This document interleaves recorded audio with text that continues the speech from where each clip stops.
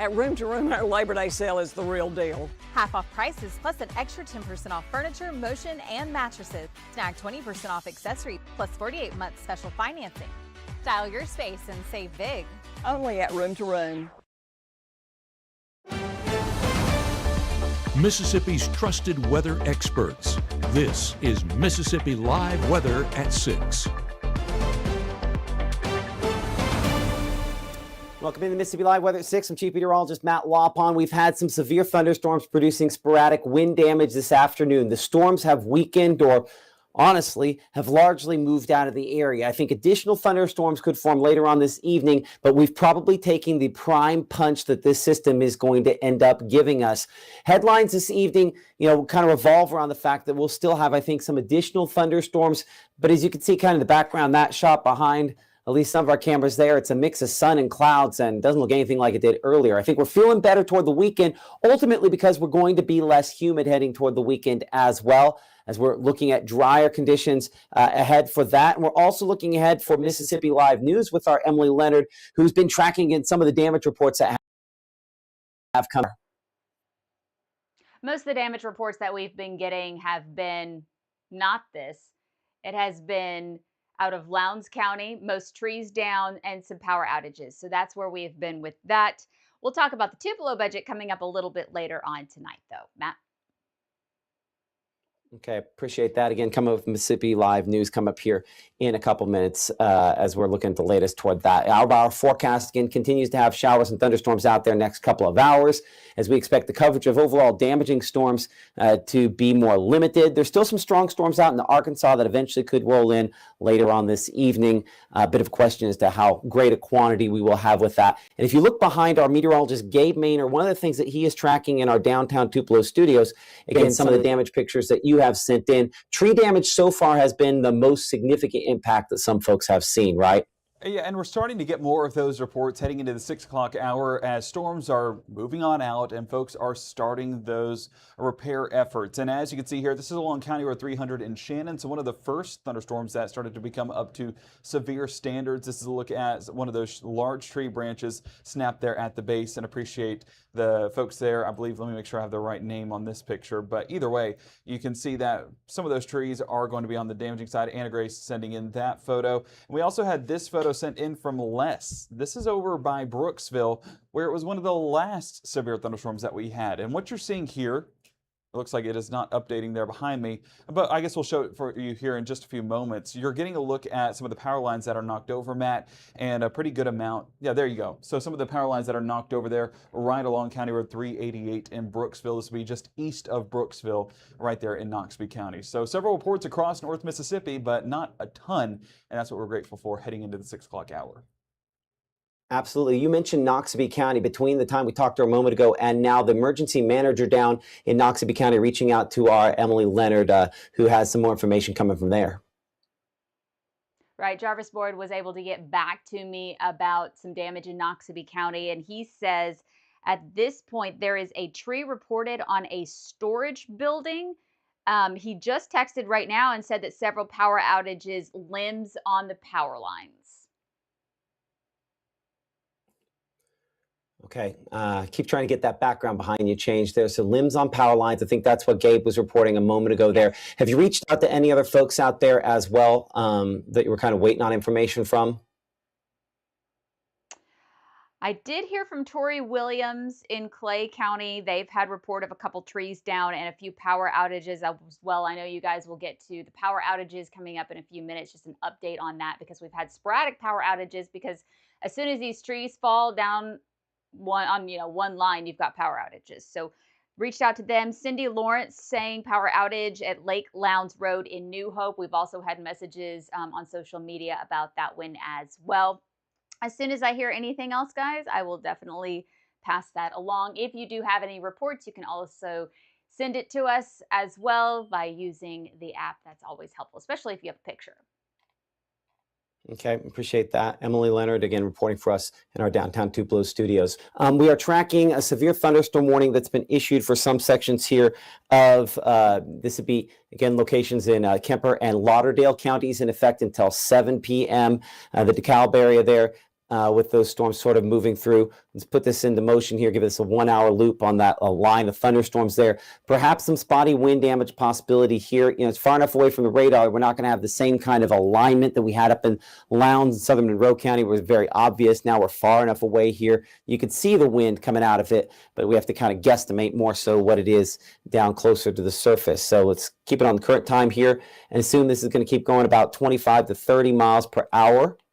And we'll go back over to the rainfall mode where you can kind of see, I think, just as well how this is kind of that kind of big wall of wind and rain and a lot of lightning with that as well. 1,900 strikes over the course of the last hour out of this grouping of thunderstorms. I mean, a lot of that is up here in Carroll County as well, stretching back, not Carroll County, up in Pickens County as well, stretching back into Noxubee and Lowndes counties. But again, there's our track through Moscow, about 6:09, Electric Mills for folks that live near there at around 6:11, getting closer to Oak Grove by about 6:19, and eventually Kemper Springs by about 6:33 as we clear that off of there. One storm back toward around the Carthage area. Again, we're watching a few of these spotty storms and what they're kind of capable of. Best way to probably do that is kind of check out a couple of our cameras with the North Mississippi Storm Chasers so that we do have there looking towards some of those thunderstorms. Some rain cooled air showing up in Philadelphia. Again, kind of that ring of clouds extending out from where that thunderstorm is at this point in time there. 75 in Philadelphia, and that temperature where it obviously is still about 75 toward Carthage, just kind of a mix of clouds. But there's that one storm that's close by. But again, looking at Mama Justice Doppler radar, that one doesn't have nearly the number of lightning strikes. During this evening, we're watching a few spotty storms have kind of developed here for locations from Water Valley back toward Charleston and out toward around Clarksdale. These storms remain pretty spotty in nature. It's kind of a weak boundary here that these are sort of developing on. You can see these are just starting to get going. Some of our projections have had storms developing. They were a little farther south. I think this is probably a reasonable position, and we expect this quantity of storms. This is kind of our next development zone here. We haven't had much activity. This is going to kind of develop and then progress south and eastward over the next couple of hours. So we do expect additional development and potentially some strong thunderstorms to come from what comes from that additional development here as we go into the evening. We'll bring it back over kind of the sweeping radar version of a Mama Justice Doppler radar here. And that shows that, again, more storms are back out there into Arkansas. And this is kind of conjoining with what we have here in Mississippi back to Arkansas, and then obviously the storms that we have in place here very close to our frontal boundary. And so as moisture kind of lifts over top of that, that's one of the things helping to produce these thunderstorms now and will continue to as we go into this evening and into the overnight time period here. So Futurecast, I think, underdoes the quantity of storms we're going to have out here from, say, Calhoun City and Winona, back out to kind of northwest of Kosciuszko. Next couple of hours, it's not going to be, I think, all in Arkansas. I think we'll have more in our area than what that indicates there. Now, one thing I do believe pretty closely, and I think most of the northern portion of the state were fairly worked over here. Pickens County might be a little aggressive on the redevelopment, but a few storms possibly redeveloping overnight. The majority of the activity in Arkansas, though, diving southward and staying to our west before additional storms try to develop early for tomorrow and into your Thursday. So our Bauer forecast has us 20% on that rain coverage early. We show about 10% by 9 a.m. You could have argued on Futurecast maybe a little bit higher than that, but keeping the rain chances more limited than today. High temperatures, lower 90s, and again, that is still running a little bit above our normal, despite the fact tomorrow will be noticeably cooler and a lot cooler, we'll say, by Friday. And even then, we're still 90s, so a lot cooler still relative for this time of the year. Coming up in 60 seconds, we're looking at Mississippi Live News and our Emily Leonard with the latest headlines of the day. You're watching Mississippi Live here at 6. As a bankruptcy firm, Mitchell, Cunningham & Bowling realizes many people are worried about their finances. We're here to guide you through the next steps to restart your life with easy video appointments. New clients don't have to leave home to get information about becoming debt-free. Also, convenient in-office appointments are available at the low cost of $340 upfront for a Chapter 13. You can be on your way to being debt-free. Contact Mitchell, Cunningham & Bowling today or visit our website at mcdebtfree.com. We are here to help you. Reserve your St. Jude Dream Home giveaway ticket by August 28th, and you'll be eligible to win the house and a bonus prize, a 2026 Polaris Ranger, courtesy of Dream Day Foundation. Visit dreamhome.org or call to reserve your ticket today.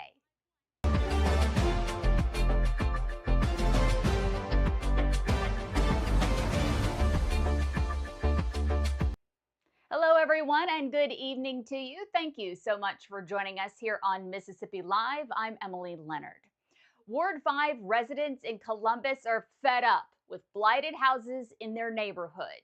Residents gathered Monday for a town hall demanding answers on overgrown lots, squatters, and abandoned homes dragging down their property values. Councilman Gary Jefferson says the city is taking it seriously, leaning on improved code enforcement and the city's blight program. It's $1,000 per violation, with fines growing to $1,000 a day if left unfixed. For homes too far gone, the city's $6 million federally funded blight program steps in. So far, it's purchased 22 of the 350 identified properties, with 3 of them demolished. Building Director Nathan Katana says that demolition alone costs the city in between $5,000 and $7,000 per house, more if they find asbestos. This is for my farmers and my ag producers out there.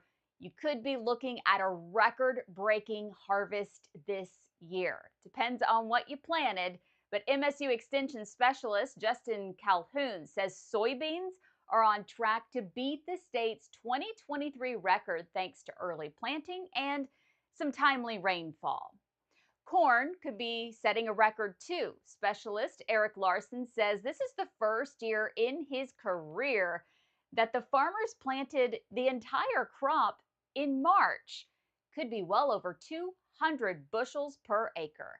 And then don't forget about cotton. Cotton acreage is up too, from about 300,000 acres last year to 360,000 this year. Eupora, your voice is wanted for the future of your town. The next Eupora 2040 Action Circles meeting is set for Thursday, August 27th, that is tomorrow, from 6 to 7:30 at the Eupora Civic Center. Organizers say you don't have to be an expert, and you didn't have to attend the first meeting to go to this one.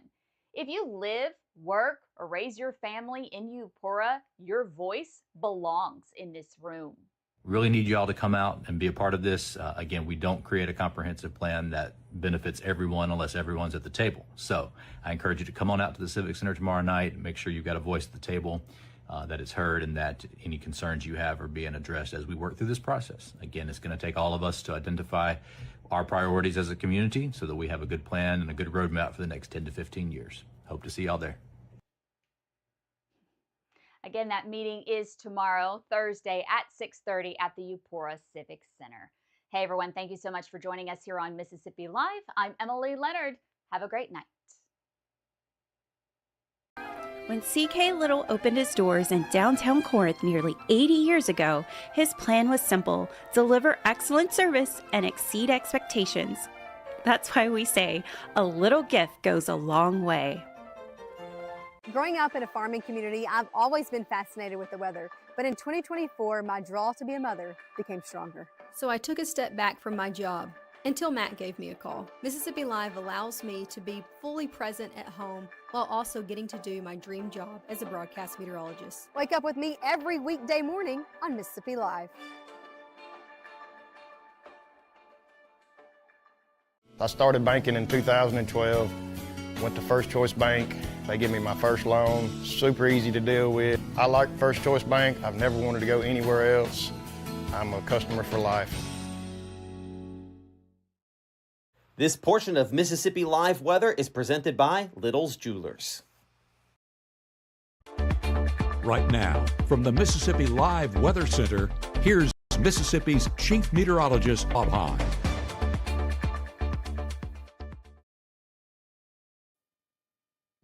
A few spotty storms starting to form in and around locations there in the Clarksdale area. You're watching again Mississippi Live here at 6 o'clock. Appreciate y'all for tuning in with us. At this point here, again, nothing that looks overly strong out of that shot there, nor our location there in Batesville. 96, the temperature feels like 104 in Clarksdale. Batesville, it's 84, feels like 95. So if you get under these, at least there's a little bit of rain-cooled air to sort of contend with there out of the strongest of our storms.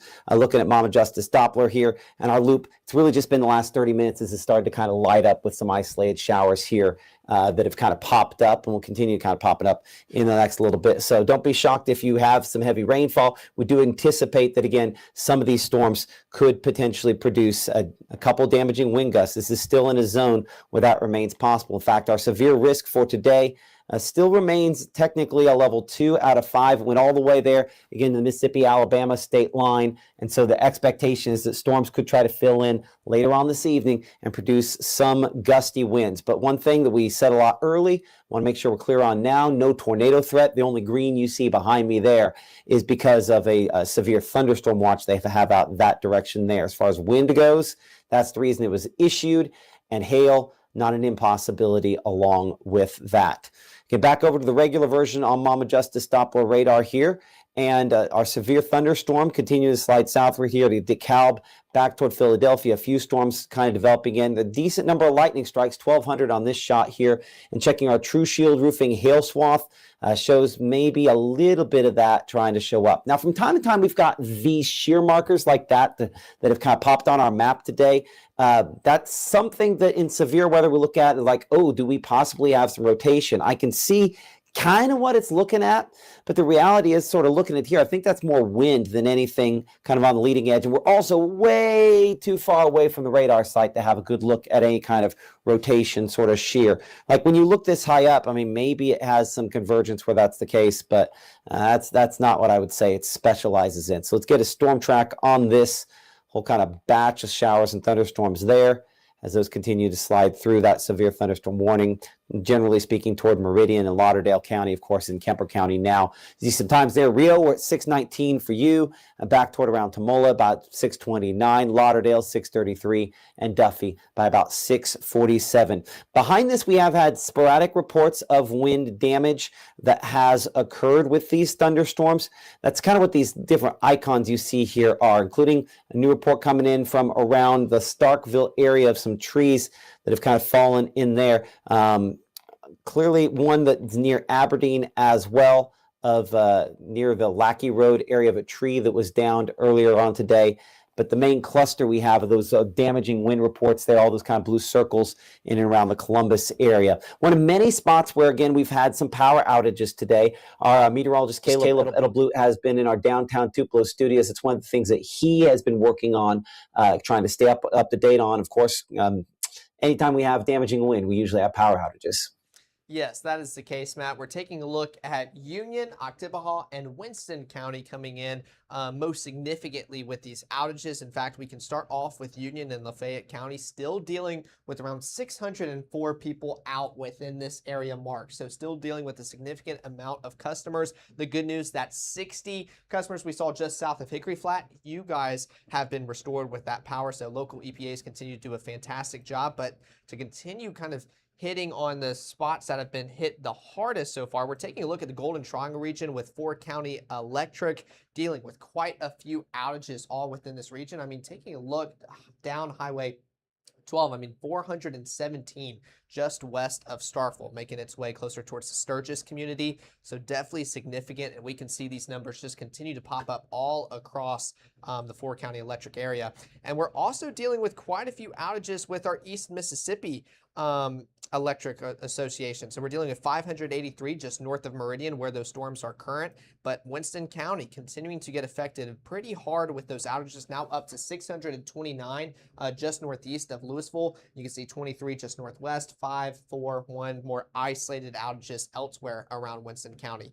But Matt, unfortunately, still dealing with those outages. Those continue to kind of climb a little bit, but the good news is that storm continues to move further and further south. So EPA is definitely doing a great job. Going to get out there and get that power restored very quickly for you guys.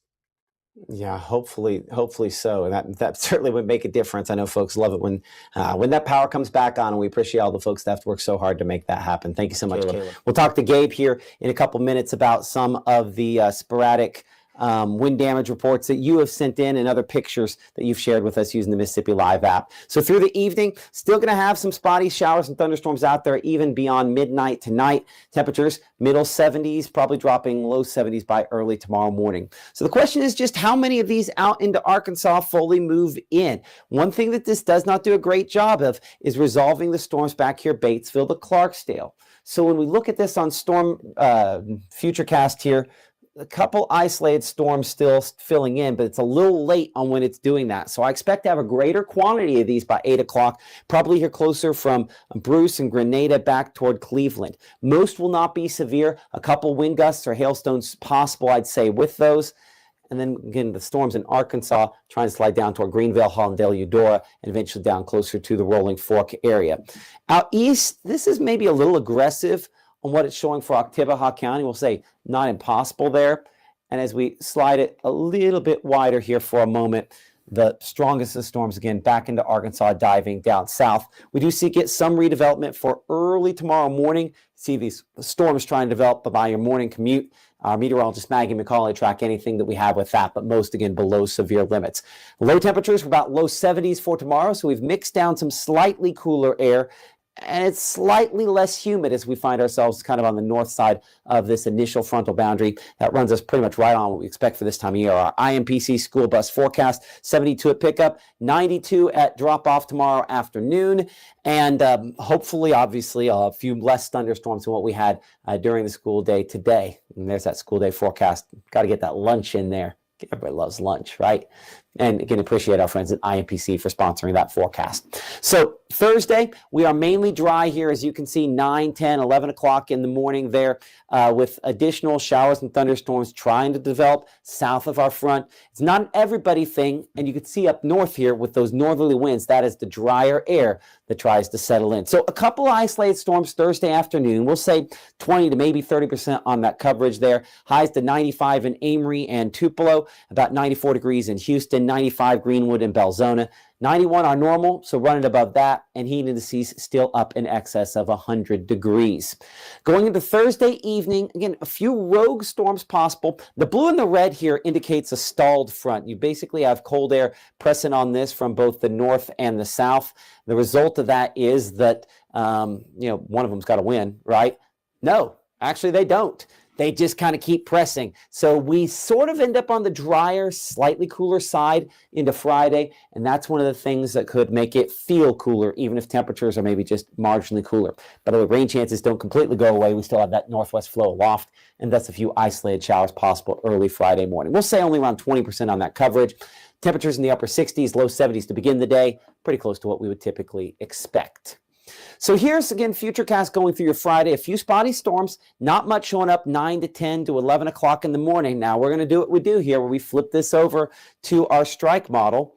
What strike is going to show you is a greater quantity of storms. But look at the main idea. A couple little waves here with some showers and storms. It just has one of those more positioned over top of us. And it clearly has a little more moisture lingering behind this front than necessarily might be the case. So we will expect to have, again, some spotty showers and thunderstorms Friday afternoon. But notice how that wave eats into the fuel, eats southward. And we're looking at 4:30, 5, 6 o'clock. Really hoping our Mississippi Live Game of the Week presented by Casey Lott ends up being a dry one. High temperatures Friday, lower 90s, maybe some mid-90s in the Delta. But look, when you add in the moisture, I mean, even in Clarksdale, which has typically been one of our highest values, coming in 98 versus the actual temperature at 95. Yeah, that difference there tells you that that is at least some very noteworthy improvement. 7-day forecast has us 91 for Friday, 93 for Saturday, as well as Sunday, coming about 94 by Monday of next week. Looking drier into next week, and that means hopefully shifting the pattern away from these storm chances that have kind of plagued us for the last week or so. Still one more day, though, for Thursday.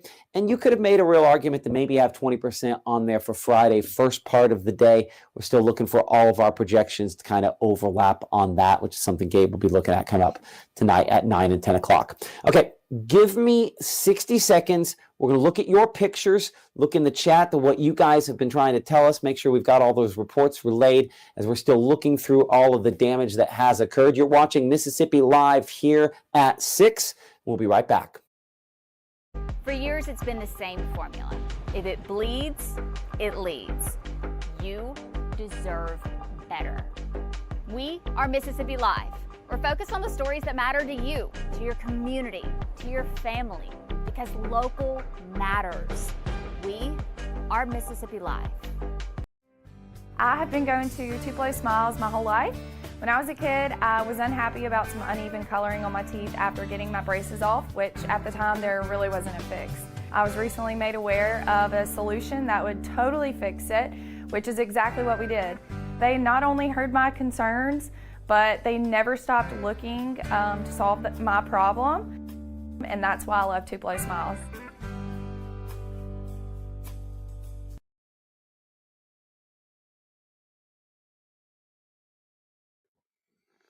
Well, I'm tracking the tropics there. Again, a couple disturbances that we're watching down in there that could have some development, fairly high chances, maybe up 50% or so back there, deeper into the tropics, another area up into the Atlantic. I'll talk to Gabe about that in more detail here in a minute. Gabe's also looking at those weather pictures that you guys have sent in to us today using the Mississippi Live app.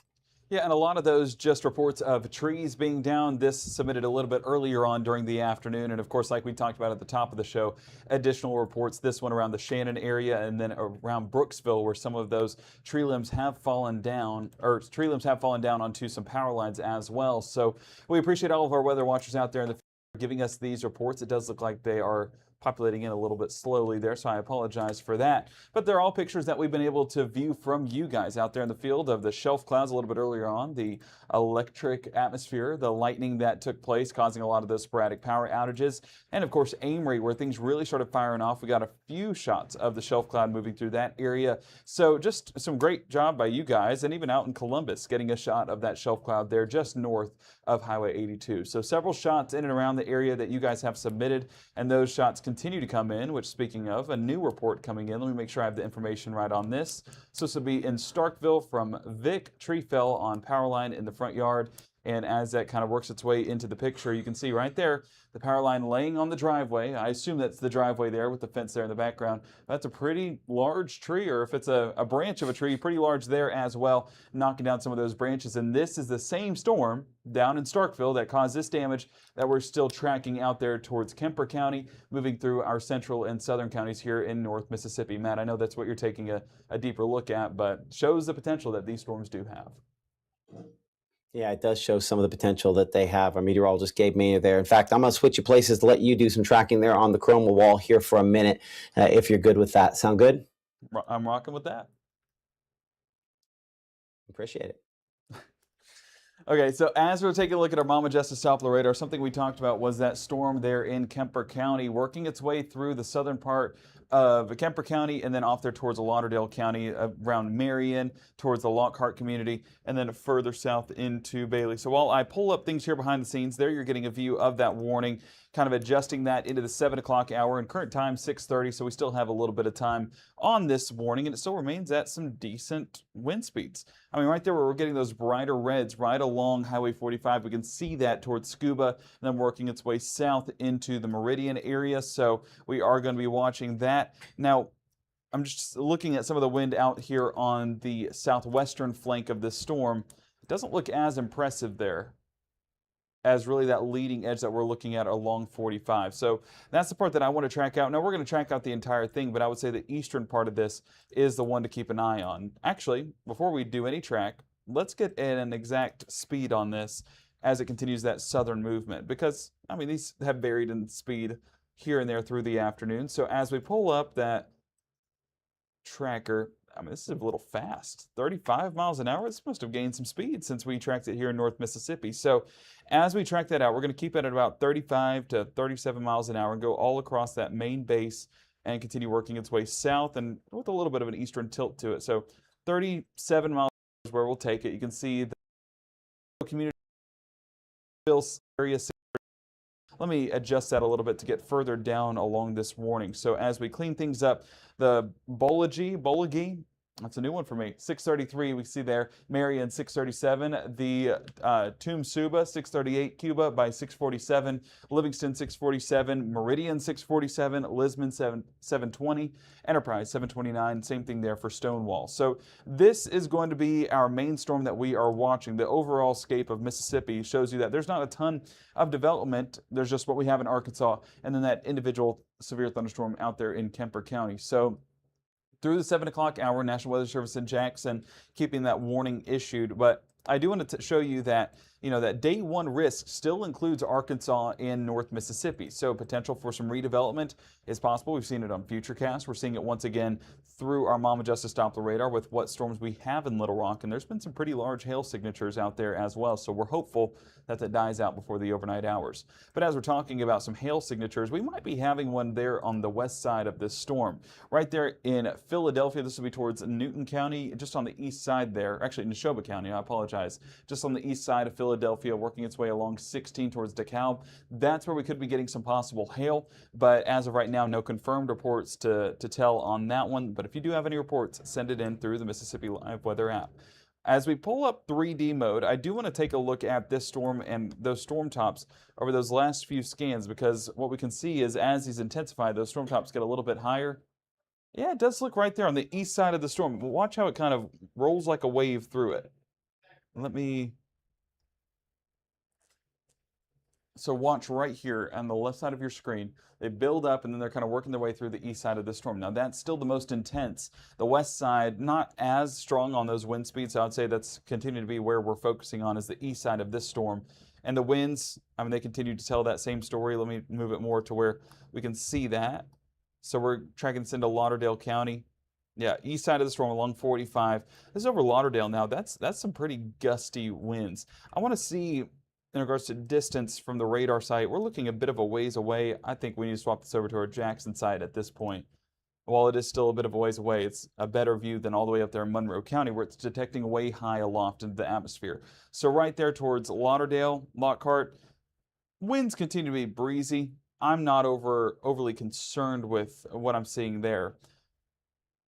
Yeah, and Akron looks like that has collapsed. Another way we're able to see that is with our echo tops. Let's do some surface analysis here. Yes, we're at 55,000 feet, still maintaining that. Might be a scan behind there towards Scuba.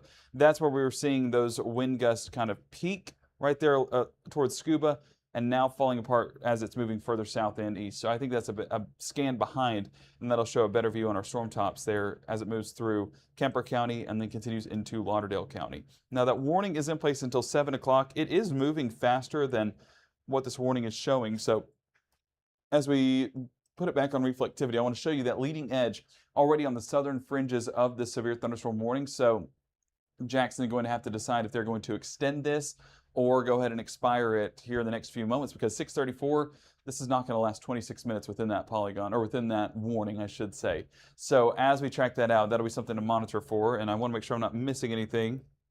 So they're continuing it through the 7 o'clock hour for Kemper and Lauderdale counties. Okay, well, there you go. Answer right at the cue. So as we're looking at this, towards Tamola, that's got some decent height to it as well. I want to see wind over in that area. Wind's not overly impressive, but our True Shield Roofing hail swath trying to hint at some possible hail, but overall, I'm not concerned with that, at least not just yet. We'll watch that over the next few scans and see how that transitions. One of the things that we are seeing is within this storm, I was trying to get a view on that boundary. Yeah, so right here, it's behind my head, of course, but as we watch these storms develop in Neshoba County, watch how they fire off along that boundary, kind of feed into the cluster that we have in Kemper and now Lauderdale County. So this boundary being far away from these storms, it's going to limit just how much these storms do strengthen. So I'm not overly concerned with what we have in northeast Neshoba County. Still a good bit of lightning, but I'm not looking at that overly concerned. I'm really focused more towards the Kemper and Lauderdale County storm. But even then, if you look at this boundary, it is still feeding into that leading edge. Just watch how it kind of rounds off there, working its way into Marion. So this is going to be maintained along I-20. So folks traveling, we've been talking about that all evening as well. If you're traveling through the I-20 area around Meridian, please drive with caution. Or if you, better yet, want to get off the road and go get some some gas, go get maybe a drink or a snack to enjoy as you watch these storms pass on by. We just don't need to be on the roadways tracking this out because it's going to cause a pretty hectic commute, all things considered. Power is getting restored in the area as well. Caleb, if you want to pull up some power outages across the region, I think some folks would enjoy some good news heading through the night. Huge wind in Alligator, raining sideways, and lots of lightning. That's what Terry's reporting to us here in the chat. And any reports that you have, send those in through the Mississippi Live chat as well. But that's basically what we've been dealing with. Wind, rain, and lots of lightning. And that's been causing some significant impacts across the region. So pulling this back up full screen as we track this out further towards the south and east. This is eventually going to make its way into Alabama as well. We're right on the state line. And, wind towards Tomola, where we had some of those elevated storm tops, you might see a re-intensification of that wind. I do want to pull up our echo tops here, see if that has updated on the latest scan. Looks like it is still about a scan behind there towards Scuba.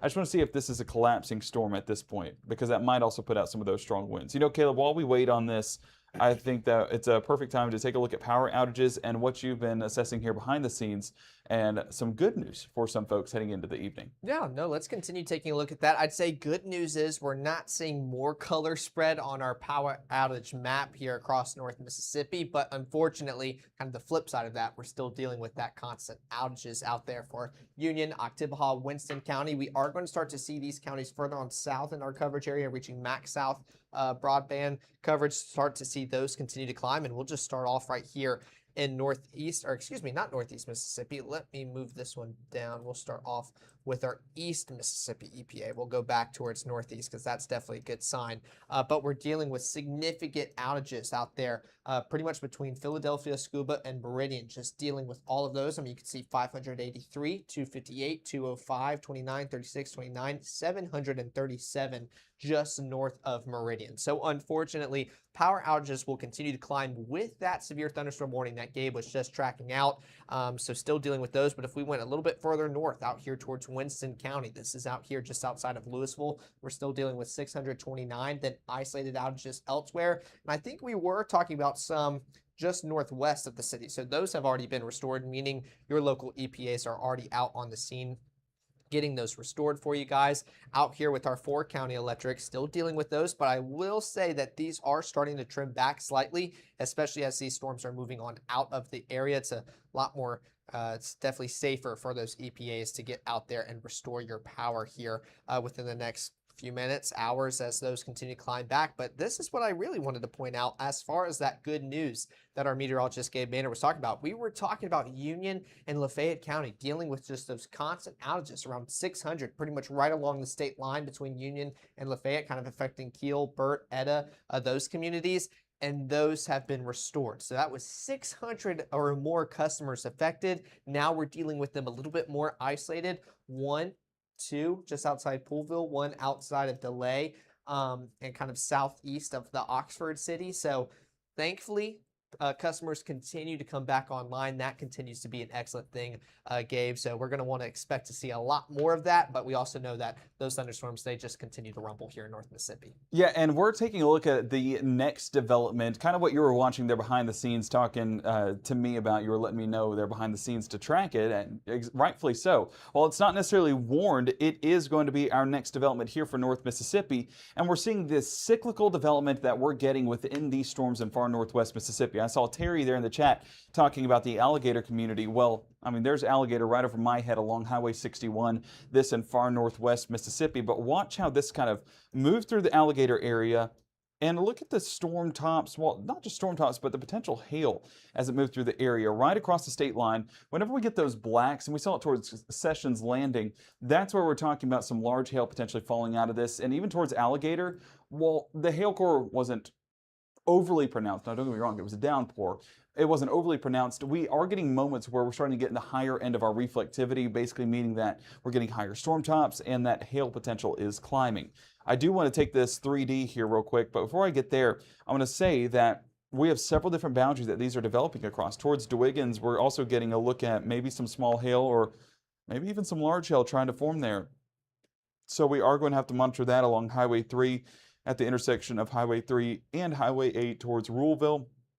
the Drew community and out there towards Minter City a little bit later on. Now this is developing right overhead, so not exactly going to get a good development or at least a good movement on this. Let me real quick take this 3D mode and then we're going to try to track this out, and then we'll go back down south to our severe thunderstorm warning.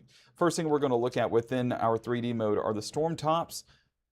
And yeah, they're just real cyclical in nature. These are not going to see anything that is overly high for a long period of time. These are going to build and then collapse and then build and then collapse and basically go up and down, falling apart and redeveloping for several different times. I'm going to cut into this storm as we do typically with these types of storms, looking for some of that hail. And I'm going to try to look for those purples, not just purples, I'm going to try to look for the whites. So let me cut into this a little bit more. So right there, you're getting some of those whites aloft, and even towards Alligator, a little bit of that as well. Terry, I'm curious, if you have any reports of hail, let us know down in the chat, because that'll give us a basis to kind of gauge these this 3D mode, but also gauge these storms off of through the rest of our evening, because towards Drew, out there towards the Blue Lake area, we're watching for some potential development there for some small hail. So if you can let us know what you saw, then by all means send that over, and we'll appreciate that very much. Bringing it back to our regular version of our Mama Justice Doppler radar, tracking this out. Hang on one second. Okay. I see something that might happen. So towards Tutwiler, and I believe someone was just asking there in the chat, or Tilatoba, sorry, I got my T-towns mixed up, but we'll check that here in just a moment. What do you see? You see a development here along Drew. It's starting to move more towards the east-northeast. Well, all of these storms that are already pretty intense are moving southeast. These are going to feed into that main storm right there, and this is going to be a brief intensification right there towards the Tutwiler community and Webb. That's where I would not be shocked at all if we're getting some pretty decent hail reports here over the next few moments. So tracking that out, and let me get a speed on these, as these are a new development, so we need to make sure that we update that. And these have started from nothing and started to build into something a little bit more pronounced. So getting a speed on this, not going to be as fast as our storms down south. We're about 16 to 17 miles an hour. And I'm going to drag out this specific storm because while there is development further south, whenever those merge together, that's where I think we're talking about some large hail potential. So Tutwiler 647, that's here in the next 4 minutes or so. Rome 653, Parchman by 657, and Minot there 655. Sumner 703. Fitzhugh, I'm so sorry if I mispronounced that, 709, Blue Lake 710, Webb 711, Sharkey by 731, and Whitehead by 740. This is not expected to get that long. Even you'll look down the way that this could potentially be heading your direction. Again, there's additional development. You're going to hear those rumbles of thunder in advance of those times, but the one storm that I'm watching in particular out there towards Tutwiler, that's the one I feel like we need to keep on our radar in a literal and figurative sense throughout the afternoon, or throughout the, I guess we're in the evening now, so throughout the evening. Storm top still at 55,000 feet, so decently tall on that one.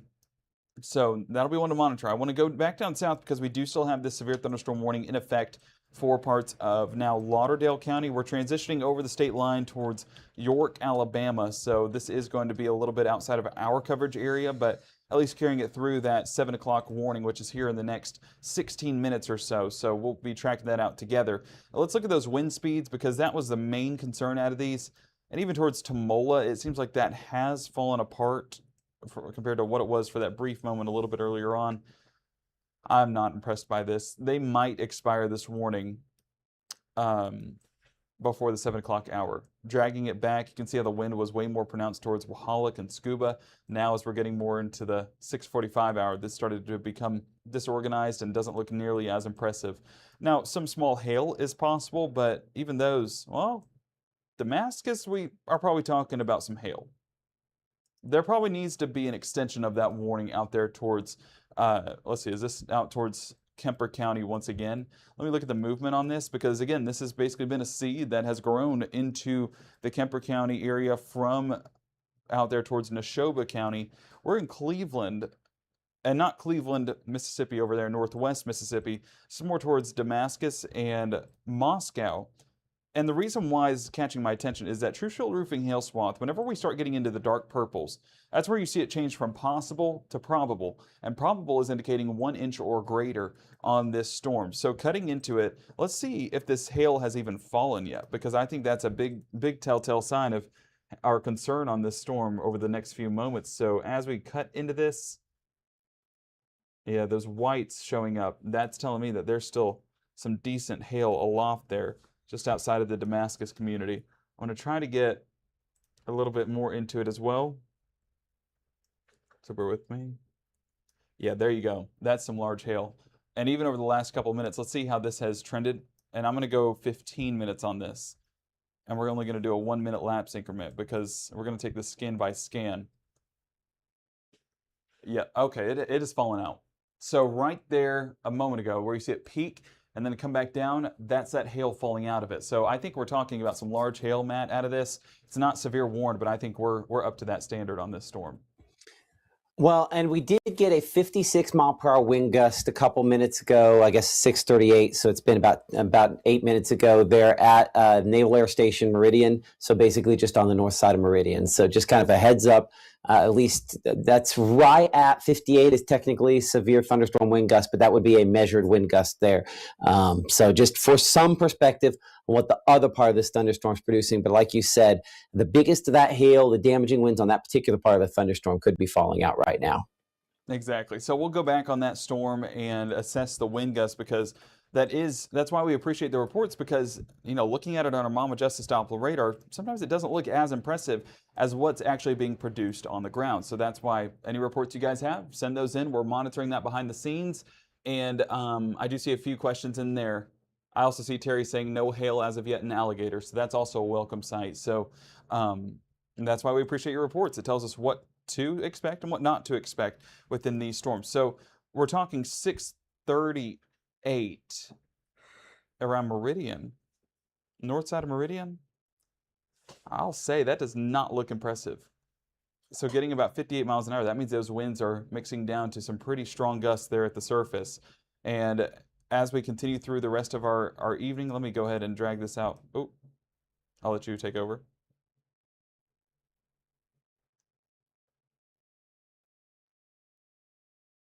$638 on that, right?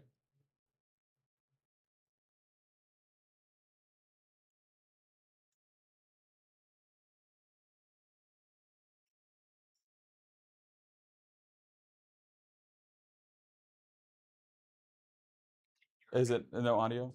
I don't think there's audio, Matt. Can't hear him.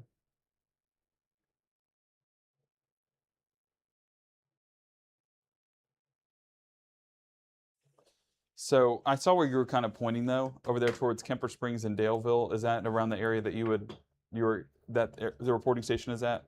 Okay, so as we're looking at that specific location, yeah, I mean that's where we got, I would say, the most significant return. But let's talk about what we're seeing aloft. And I'm going to go to the brightest section of this general area. That's telling you the story's not aloft. The story's there at the surface. 17-mile-an-hour winds aloft, mixing down to 58 miles an hour there at the surface.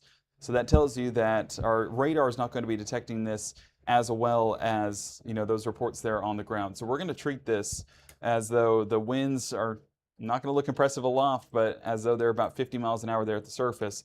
And that's why the National Weather Service I believe this is still Birmingham out there in Alabama, went ahead and issued a severe thunderstorm warning for Sumter County, is because of probably that exact report. While it doesn't look impressive to them, they're probably waiting on some proof in the pudding, as you call it, for those winds as those move through Meridian. So as we look at the winds towards York, again, not impressed, but we're still probably talking about 50 to 60 mile an hour winds mixing down to the surface. And even out there towards Porterville, I see some brighter returns. I want to make sure I'm not missing anything there.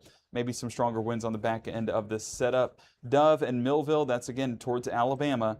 That's where we could be getting some winds about 50 to 60 miles an hour as well. So those continue to work there towards the south and east, now into Alabama. But this warning is set to expire at 7 o'clock there for Lauderdale County. So we are hopeful that our reports stay minimal, but at least confirming that some strong winds moving through Lauderdale County.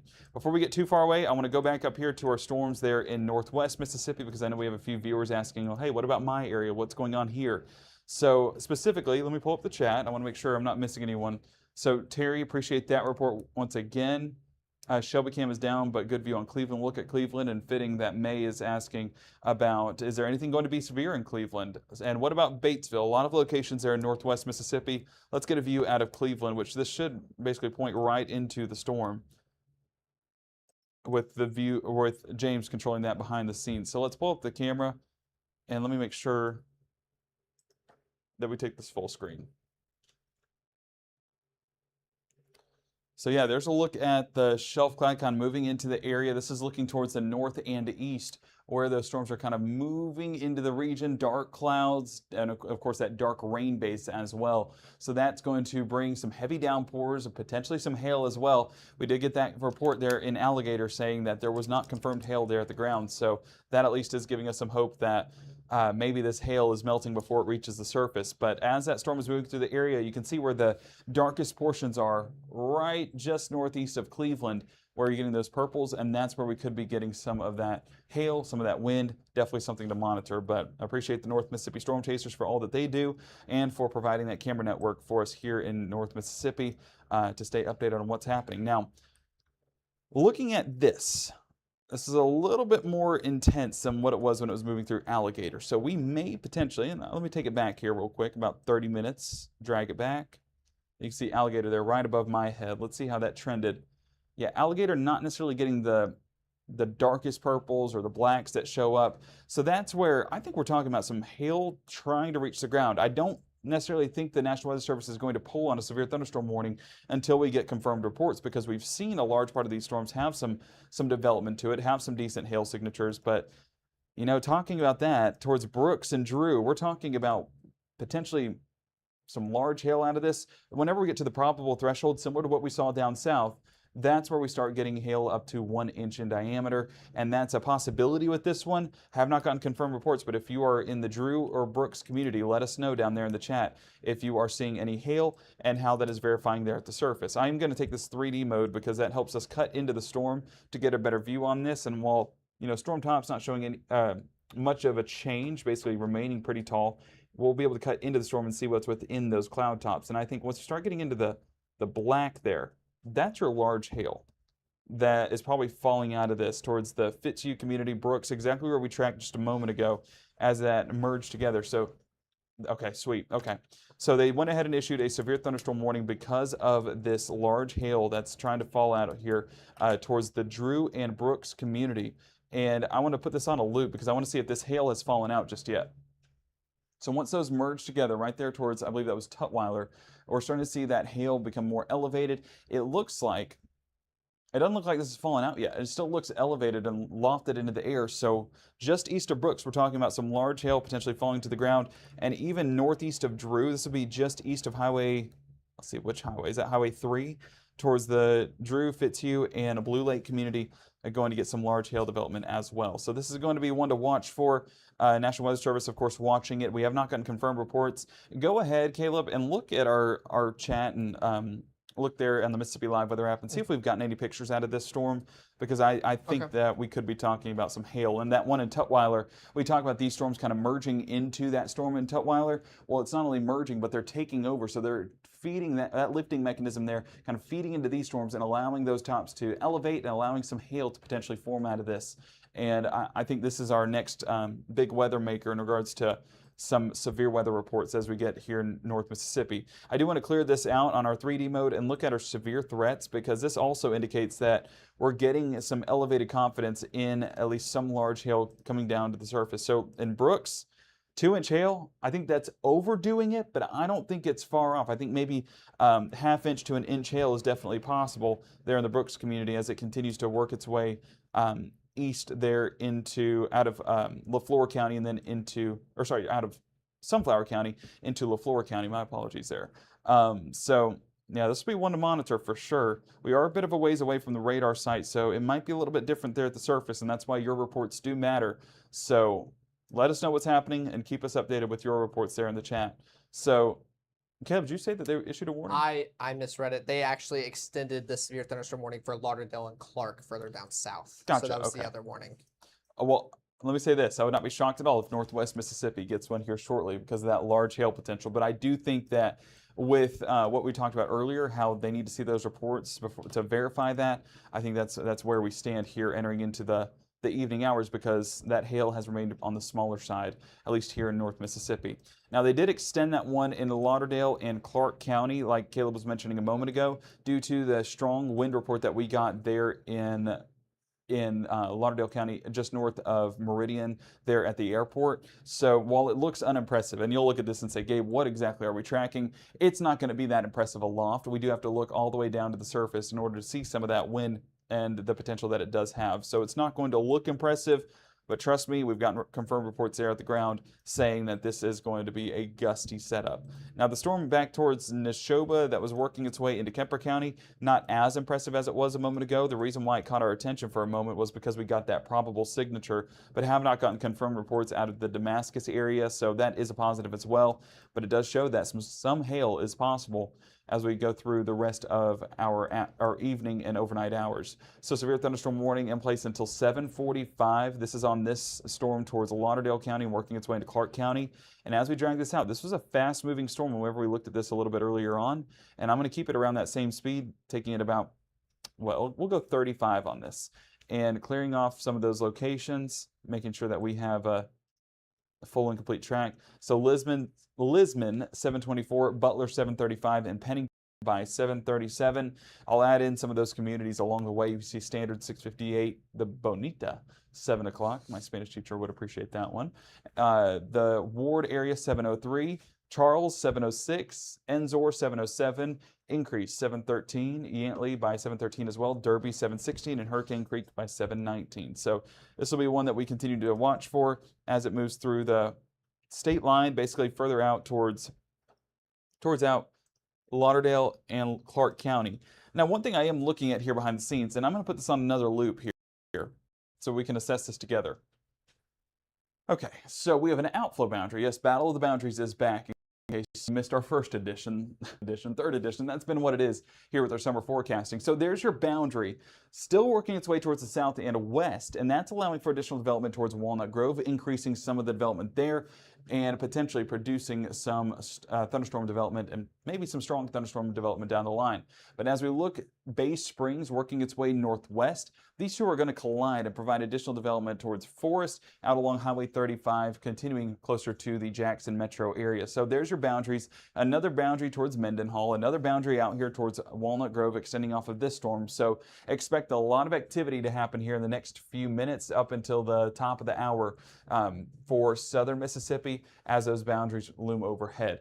Now, as we look at this storm in particular, eventually this will start to form a boundary. It does look like we have one working its way towards Quitman, not Quitman County, but Quitman, Mississippi, along 45 and further south and east towards Heidelberg, Sandersville, and Laurel, Mississippi. So again, additional development possible there, but this branching off of that strong thunderstorm. So we are going to need to monitor this further into the night for any additional development back down there towards South Mississippi and for our Max South viewers. Now, I do want to bring it back up here, just because I am curious how this is going to trend. And I know there's a lot of folks up here that are asking, hey, what about this area? What about my area?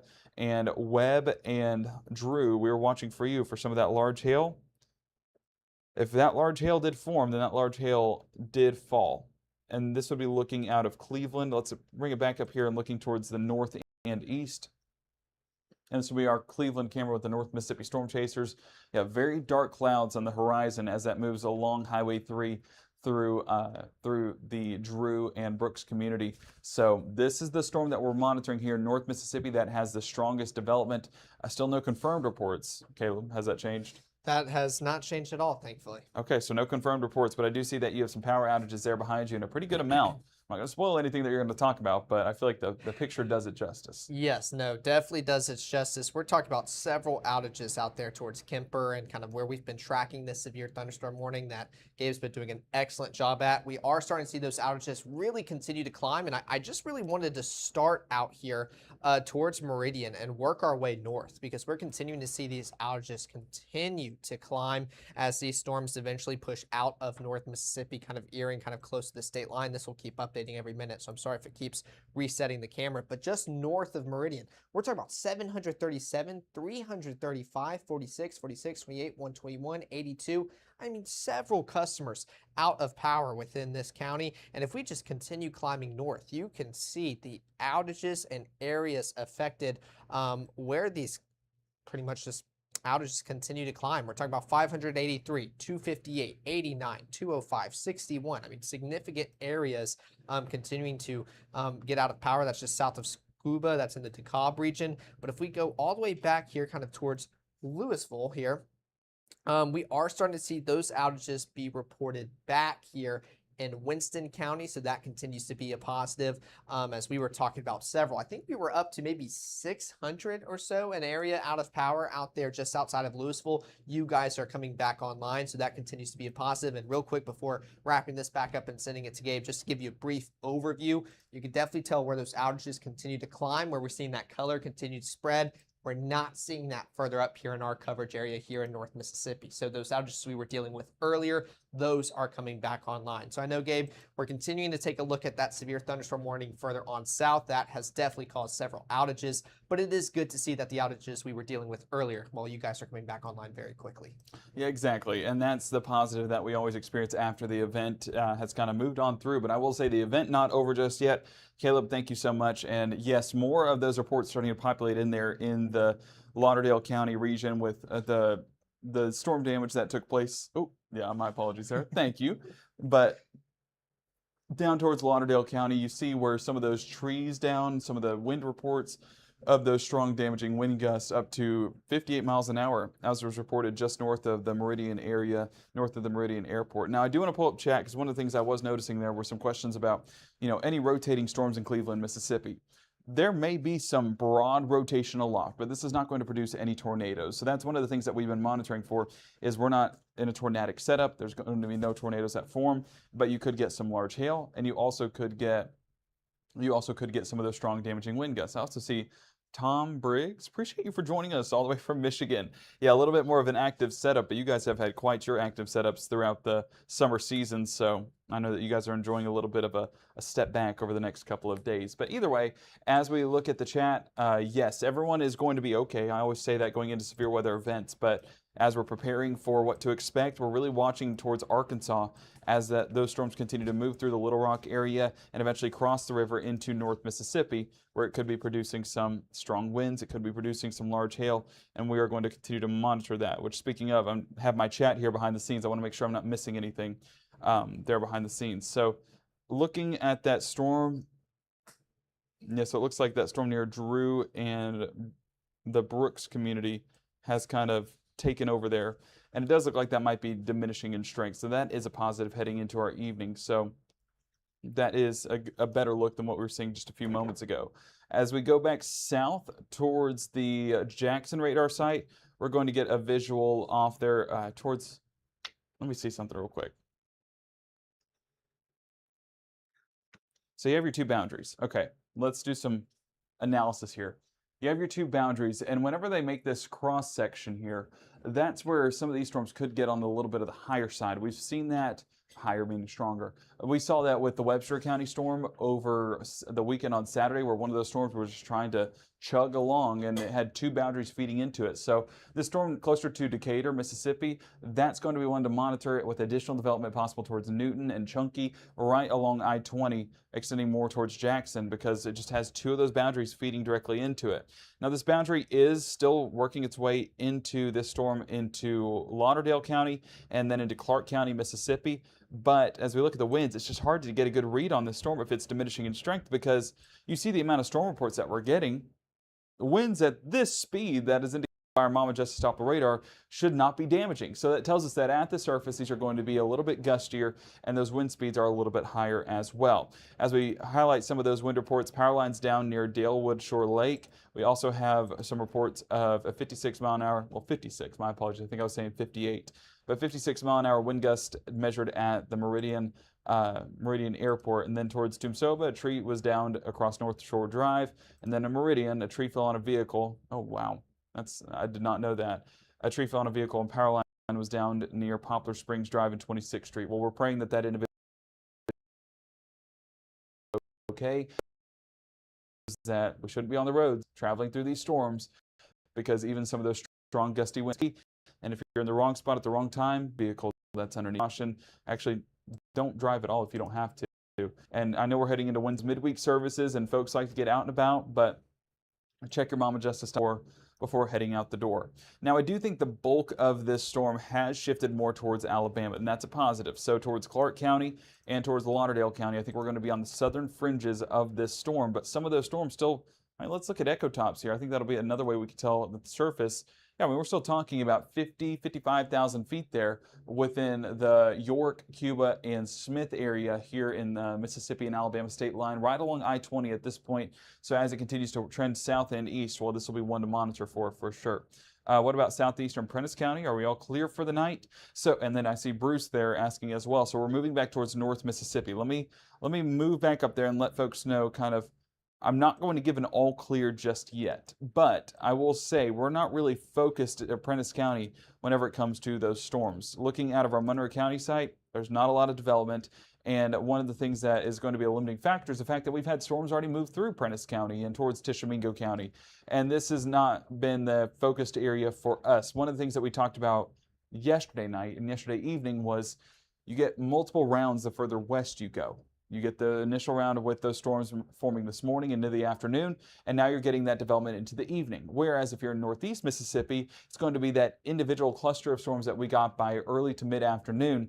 Those produce those severe storms. You see those storm reports there, but it's really a worked over atmosphere that's going to really be an uphill battle to form any more storms. But look at the difference. As we move further out west, west 55, no storms have happened. And another way you're able to see this is with our accumulation map. Dry. I mean, we've not seen much of anything out there. So this is an untapped atmosphere where storms are moving into. So the potential for redevelopment and the potential for strengthening is in play for parts of Hollandale, Greenville, Cleveland, Greenwood. Just as these storms start popping up and moving into the region, we'll be watching that for you because we do expect some additional storms, and the potential is there for these to get on the stronger side. Now, with that being said, we are still looking out of our Monroe County site. And it is still showing some decent returns there in regards to a hail core.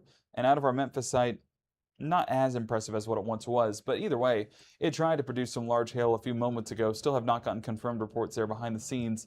But this is to be the storm that we need to watch the additional development back behind it. I do want to also look at the lightning with this storm. So towards Blue Lake and Drew, the areas that we've been mentioning here for a few moments now, you know, we were at 60 strikes at the top of the hour, or at least a little bit before the top of the hour. Now we're up to 147. So the intensification in the lightning shows a strengthening there as well. And back behind it, plenty of lightning to report across the Mississippi River. In fact, I believe our West Helena camera is not too far away here. I might be a little bit off there. But you know what? Let's take it. I don't think we're too far away here. So as that West Helena camera pulls up, it doesn't look that energetic. Yeah, not a lot of action going on. So this might be, you know what, this might be positioned a little bit too far north. That might be what's happening. So, sorry, I looked at it and it's like, well, that's chill. So yeah, there you go, West Helena, just a little bit too far north. If we were looking more south, then we'd see all of that lightning and all of the heavy downpours taking place. So driving on the Mississippi River does have to take some caution because of those storms moving into the area. But as we continue our coverage, it continues to be for this severe thunderstorm for parts of Lauderdale and Clark County. Moving it back to our Monroe County, down to our Jackson radar site. One of the things that I'm watching is as this outflow kind of recedes out there towards the west, if that'll take the lift with it and limit what this storm is capable of. Our base wind mode, not showing anything overly impressive, even comparable with what we had a little bit earlier on, not really comparable there. If we're getting anything, this is really out towards the Dove and Cuba area, towards Lauderdale, and Toomsuba right there towards the I-20 region. I mean, that's the strongest wind we're getting. It's just so hard to tell because the only time we're getting those strong wind gusts is whenever those reports come in at the surface. So I would say we're really looking along I-20, extending more into, is this Sumter County? Let me make sure of that here behind the scenes. My Alabama geography, let's see how well it is. Sumter, oh sweet. So Sumter County, Alabama, seeing this storm kind of move west into that region, into southwest Alabama. So it's going to be moving out of our coverage area here in southeast Mississippi. So looking at the overall setup, what do we have left? Well, there's not another severe thunderstorm warning, but it's not impossible that we add to it. In fact, as we look at some of those storms, actually some of that severe weather risk, that does remain in place through our evening. Not many changes happening with the National Weather Service there in Memphis and Jackson, kind of coordinating with the Storm Prediction Center on this risk area. But it's still in place because of these storms in Arkansas and how they'll carry over here into North Mississippi. Bring it back to our Mama Justice Doppler radar. Well, if we look at those storms up there in Cleveland, as the main focal point for us here. So a lot of folks asking about Cleveland. Is there any rotating storms? What is the wind looking like? Basically, we're seeing our summertime thunderstorm, but that latest signature, I want to see, getting some lighter greens. So it might be a brief intensification of the winds through the Blue Lake community. Yeah, up to 22 miles an hour. That's some pretty decent gusts there. So let's track this storm out, and let me make sure I have the right movement on this. Almost moving east as it's kind of coagulating into the line. Is that? This is a Greenville, if you want to take a look at those storms out in the distance. Okay, yeah, well, let me do a track, and then I will come to you with that. So as we track this out, it's not moving overly fast. What did we say? Oh, what was it? 15 to 20 miles an hour? Not overly fast on this one at all. We'll take it at 18, and if that's too slow, then we will adjust it. But this is not a severe storm. But over towards Glendora, we're watching that for you for some small hail development, some heavy rainfall, and some gusty winds as well. Whitehead by 7:14. This timing's not right, because I remember Whitehead was a little bit later on. So let me go back on a 30-minute loop here and manually go back here to track this out. But with that being said, it doesn't have a ton of movement to it. So as we measure that out, so up to 20 miles an hour. So we weren't far off. We can up that all the way to 20 miles an hour to give more of a heads up. And as we continue to track this towards the east, we'll take it at 20. There's a look at Glendora, 7:18. There towards the Somerville region by 7:19. And towards Phillip, we're 7:27. The Hatton community, 7:33. Hugo by 7:38. The Distal community, 7:43. Sharkey, Parsons, 7:48. And then 7:56. Holcomb by 8:07. And Leverett by 8:08. This is that storm that we are watching with additional development back behind it, keeping us busy through the rest of our evening. So I want to stay tuned for coverage. We'll probably have plenty of it through the evening hours for sure. Now, Caleb, you were saying Greenville? Yes, I'm kind of going behind the scenes, pointing them towards the storms. You can definitely see them from a distance, just how high these clouds are. Yeah, you're getting a look at some of the anvil that's almost trying to form there with those elevated storm tops. And it's a pretty impressive structure, all things considered. One thing that is, I'm not even going to say it because it's not going to last long. I almost said it's looking a little bit wispy, so that might be a deteriorating storm, but that doesn't last for long. These are cyclical storms, meaning that they intensify and then they weaken and intensify and weaken, follow that same cycle, hence the cyclical part of it. And that cycle will continue with this batch of storms as it moves through the western sections of our viewing area, just because it's an untapped atmosphere once again. So as we continue to see around Meridian, this warning in place until 7:45. You know, they'll probably work this part of the warning out. I do want to take a look at wind mode before I say too much, but I'm not overly impressed by it. So as it continues to track towards the east in our hail swath, not showing much either. Our peak threats, not looking as impressive. And let me look at echo tops. Those coming down a little bit more as well. About 50,000 feet there towards Tumsuba, as we talked about a moment ago, but it does look like that is coming down. But as that continues over there towards southwest Alabama, this is going to be where it maintains strength, and it still looks pretty impressive there towards the York community in Livingston, where, you know, it looked like that over Meridian where we got 56-mile-an-hour winds. So it can still produce strong winds despite not looking the prettiest aloft. This isn't actually far away from Birmingham. You're probably equidistant between Birmingham and Jackson. Let me take a look at Birmingham and see what they have. So bring it back in on this storm towards Sumter County. Even that's kind of pointed more towards the York community. This is still looking very high up in the sky just because it is so far away from the radar site. So it's not going to be the best reading there. I want to pull up the chat, make sure I'm not missing anything here behind the scenes. What about Maben? What about Bruce? We were talking about that a few moments ago. Maben worked over atmosphere as well, so I'm not overly concerned with what's going on in your area. And I know that there's some recovery efforts still ongoing from the weekend and still ongoing tonight. So a few showers and storms, not at all impossible, but I don't see much that I'm concerned with there in Maben as of right now. The bulk of the strong storms are actually out west of 55. So that's positive for you guys. Watching from Moorville, appreciate you for watching. I believe, Kathy, appreciate you for watching from Moorville. And I do want to say Moorville should be relatively chill tonight compared to what we saw a little bit earlier on today. And looking back south, you know, we might have additional development happening right along the boundaries. It's always the boundaries. This one, just along Highway 13 towards Raleigh, that might be developing a little bit more of a hail core. So wouldn't be shocked if that's one they're keeping eyes on for at least a potential strong storm here in the next few moments. Now they have trimmed off that previous warning a few moments ago. And now we're left with this one warning until 7:45 for Lauderdale and Clark County. This is on the outer fringes of the Jackson coverage area, now moving more into Alabama. Now I do believe that this storm, the peak strength of this storm has shifted into Alabama. And I know winds have not looked impressive at all in this storm, but I think that this threat has kind of worked its way out. So that's a positive. And I don't see Matt there behind the scenes. I am curious, with this warning, we're live for severe thunderstorm warnings if we want to stall coverage to get things ironed out here behind the scenes once this kind of phases out, or, if I know that he's busy working on things behind the scenes, but, if there is any thoughts on that.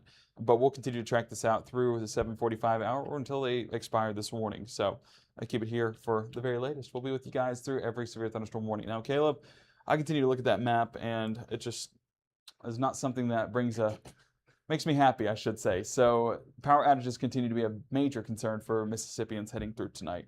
Yes, definitely so, and that's just the unfortunate part about this storm that continues to make its way further south. Now, I will say it does look a lot more prominent out there in Alabama, but we are still dealing with that severe thunderstorm warning that you saw just briefly behind the scenes and on the big monitor right there. But, I mean, it's a good thing that you saw that warning. It's kind of overlaying it exactly where these outages are occurring, so we're dealing with several customers. In fact, we can talk about 3,470 customers affected with East Mississippi EPA. So they just continue to have a lot on their plate throughout the rest of the night as these storms just continue digging further and further south. We're talking about 737, 583, 311, 258, 151, 89, 205.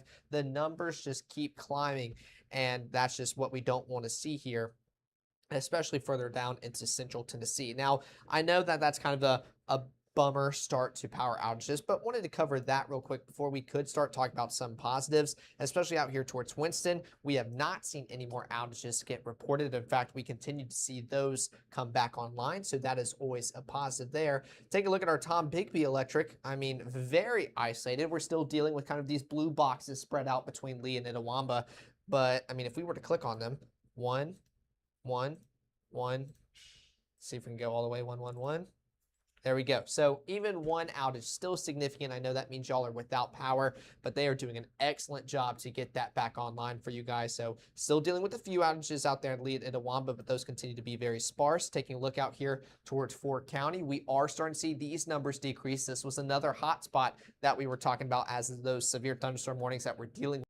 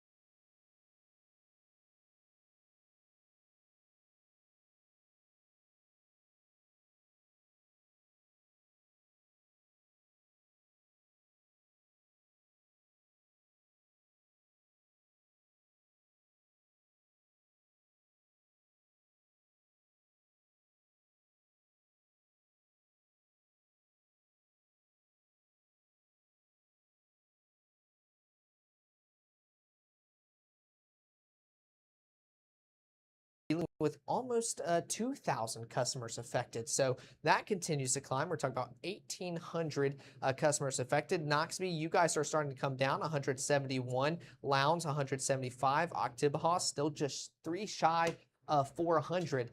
But you can definitely tell where those outages are a little bit more prominent down here in central Mississippi, and where they're starting to get a little bit better. So I know that's what we're going to continue to take a look at here, Gabe, but still just several outages all across our region. I think our total outages, at least throughout this website, saying 5,000 customers out in Mississippi. So still very significant, and we want to make sure to keep tracking that as the evening progresses. Yeah, and power outages, of course, a main concern, and honestly amounting to a lot of the reports that we're seeing here in the Mississippi coverage area. Caleb, thank you so much. And as we bring it full screen here for what we're seeing on our Mama Justice Doppler radar, we literally mentioned this 5 minutes ago, how, hey, that's a storm to watch. Well, the storm ended up getting a severe thunderstorm warning attached to it.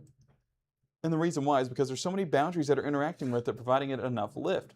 8 o'clock, you can see there is the severe thunderstorm warning in Smith County, and even right there towards northeast Simpson County. But this is working its way closer to I-20. And the specific thing that we are watching for is going to be that gusty wind along the leading edge. One thing I do want to look at here is the vertical development and see if this is what we call a cyclical thunderstorm. So don't take it that horizontal. There we go. So putting it on that loop, and I'm only going to go about 30 minutes here because these are not long-lived storms by any means. So there's where it develops, starts to see increasing height. Yeah, this is still a building thunderstorm. Yeah, so this will be one that we need to watch for. It has not collapsed just yet. So this is producing some strong winds over there in the Raleigh community into the, what now, 7:21 hour on our Wednesday. So this will be one to watch for, but that boundary is right overhead, and I think that's what's allowing it to lift. Along with that, some hail possible. Oh, possible. Hang on, go to that latest scan. Yeah, very much possible. I think that's already, ooh, that's a pretty decent core. Let me look back on this scan. No, it doesn't look as impressive, but I think we're talking about some pretty decent hail returns there. Taking it 3D mode one more time, allow me to take it kind of horizontal, and I'm going to cut into this storm real quick. Yeah, this looks like it's still building too. So I don't want to do 1 minute. Let me change this over to 5. So let's go 5 minutes there.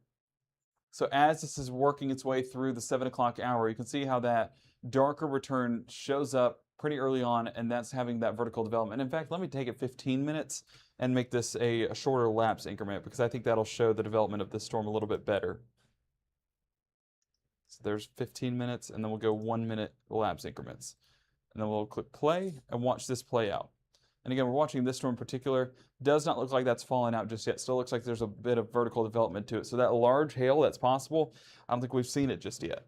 At least not the peak of those impacts. Those peak severe weather threats, also putting that on there. Very much so. Talking about large hail, and this could be our largest hail that we'll see today here in North Mississippi, or here in Mississippi, I should say. 3+ inch hail in the Raleigh community, working its way along Highway 18 and Highway 35 and Highway 13, I should say. Now that has shifted more towards Burns, but we're still talking 3+ inch hail. This is a potentially a very well, it could be damaging. If we're talking 1.5 inch hail to 2 inch hail out of this, that's where we could see some of those, dents on the car type thing, saying, hey, you need to cover your vehicle, put it in the garage or something like that. So our folks there at Mac South, Caleb, you can do those pinpoint pushes for alerts. I think it'd be worthwhile to go down there to Smith County and let them know that they're looking at a potentially damaging setup with this hail core that's developing overhead. So just let them know live now, tracking a severe thunderstorm down there in Smith County. And you can do one of those focus locations as well. I do want to take a look back at this storm in Lauderdale County. It does look like this is starting to become a thing of the past, fortunately, with the peak of those winds actually out there towards southwest Alabama. But Matt, out towards Smith County, that's definitely picked up some steam, and unfortunately, it looks like it's picked up some hail in the process. I don't believe there's audio. No audio.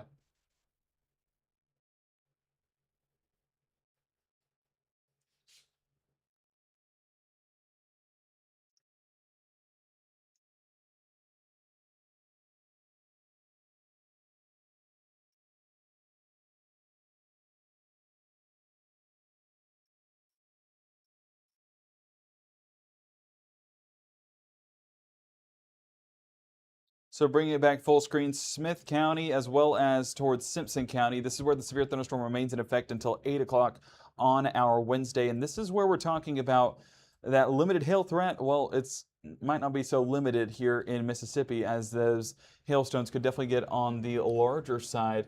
I want to make sure, let me bring up chat here behind the scenes to see if we have anyone in Smith County. It doesn't look like we have any reports here in Smith County, but I do assume that we are going to be tracking some large hail. And whenever we're talking future radar, I do see that is Destiny there in the chat. We'll get that up here in a few moments. We're live now to kind of talk about the severe weather potential throughout tonight and the severe weather that we're experiencing right now there in Smith County. I mean, that's a pretty decent core once again. And let me take it 3D mode once again, because I do think that we're talking about some decent sized hail, and that might be an understatement. So kind of cutting into it, I think it's fallen out now. So right there's your darkest returns. It still looks a little bit elevated. We might still be elevated on this. Let me not take it as far. There we go. Put it on a loop. Let's go over this 15-minute loop. Okay, so this is in the top of the clouds by now. So right there, we're still elevated here. It has not fallen out. And this has been aloft for a decent bit of time. And one of the things that always concerns me is the longer it's in the cloud, well, it has those downdrafts that are pushing it through. Then the updrafts take it back through the top of the cloud, interacting with those ice crystals. And then they come back down, and then they'll move back up. And you're looking at a hailstone that's becoming larger and larger as we continue through the rest of our evening. So this has not fallen out just yet. And this could very easily be hail in excess of an inch, maybe even larger than that in some circumstances down in Smith County. Before I get too far away, I do want to take it on the broader scale. Let me take it out of 3D mode. And I want to look towards northwest Mississippi to make sure I'm not missing anything on these storms. Overall, I'm not concerned with what I'm seeing. It looks to be just some typical thunderstorm activity. It does look like there's some areas that try to produce some small hail, but still a bit of a ways away. I mean, we're Glendora up to 55,000 feet, so that's decent tops. Even out there towards Duncan, we're about 55,000 feet. So there are a few areas to watch for, but overall, I would say Smith County has the most attention right now, because if we compare it, or when we're talking about those potential peak impacts, and we're not getting any of those dark purples here in northwest Mississippi, so that's at least a positive for us. But the only unfortunate part is it's not the case everywhere. And down in Smith County, we're talking about hail up to 2 inches in spots. That's possible with this. Now, one of the things that we also see is with these peak impacts, just because it says 3+ inches, it doesn't exactly mean that it's 3+ inches. It's peak impacts for a reason. What you could be getting out of this is a lot of small hail or some big stones in the process. So both of which are possible out of this setup. It does look like, let me check that latest scan. That might be starting high, I might be, let me do one more thing to track it, and then I'll tell you if it's fallen out of the storm just yet. So let's go ahead and cut into it one more time.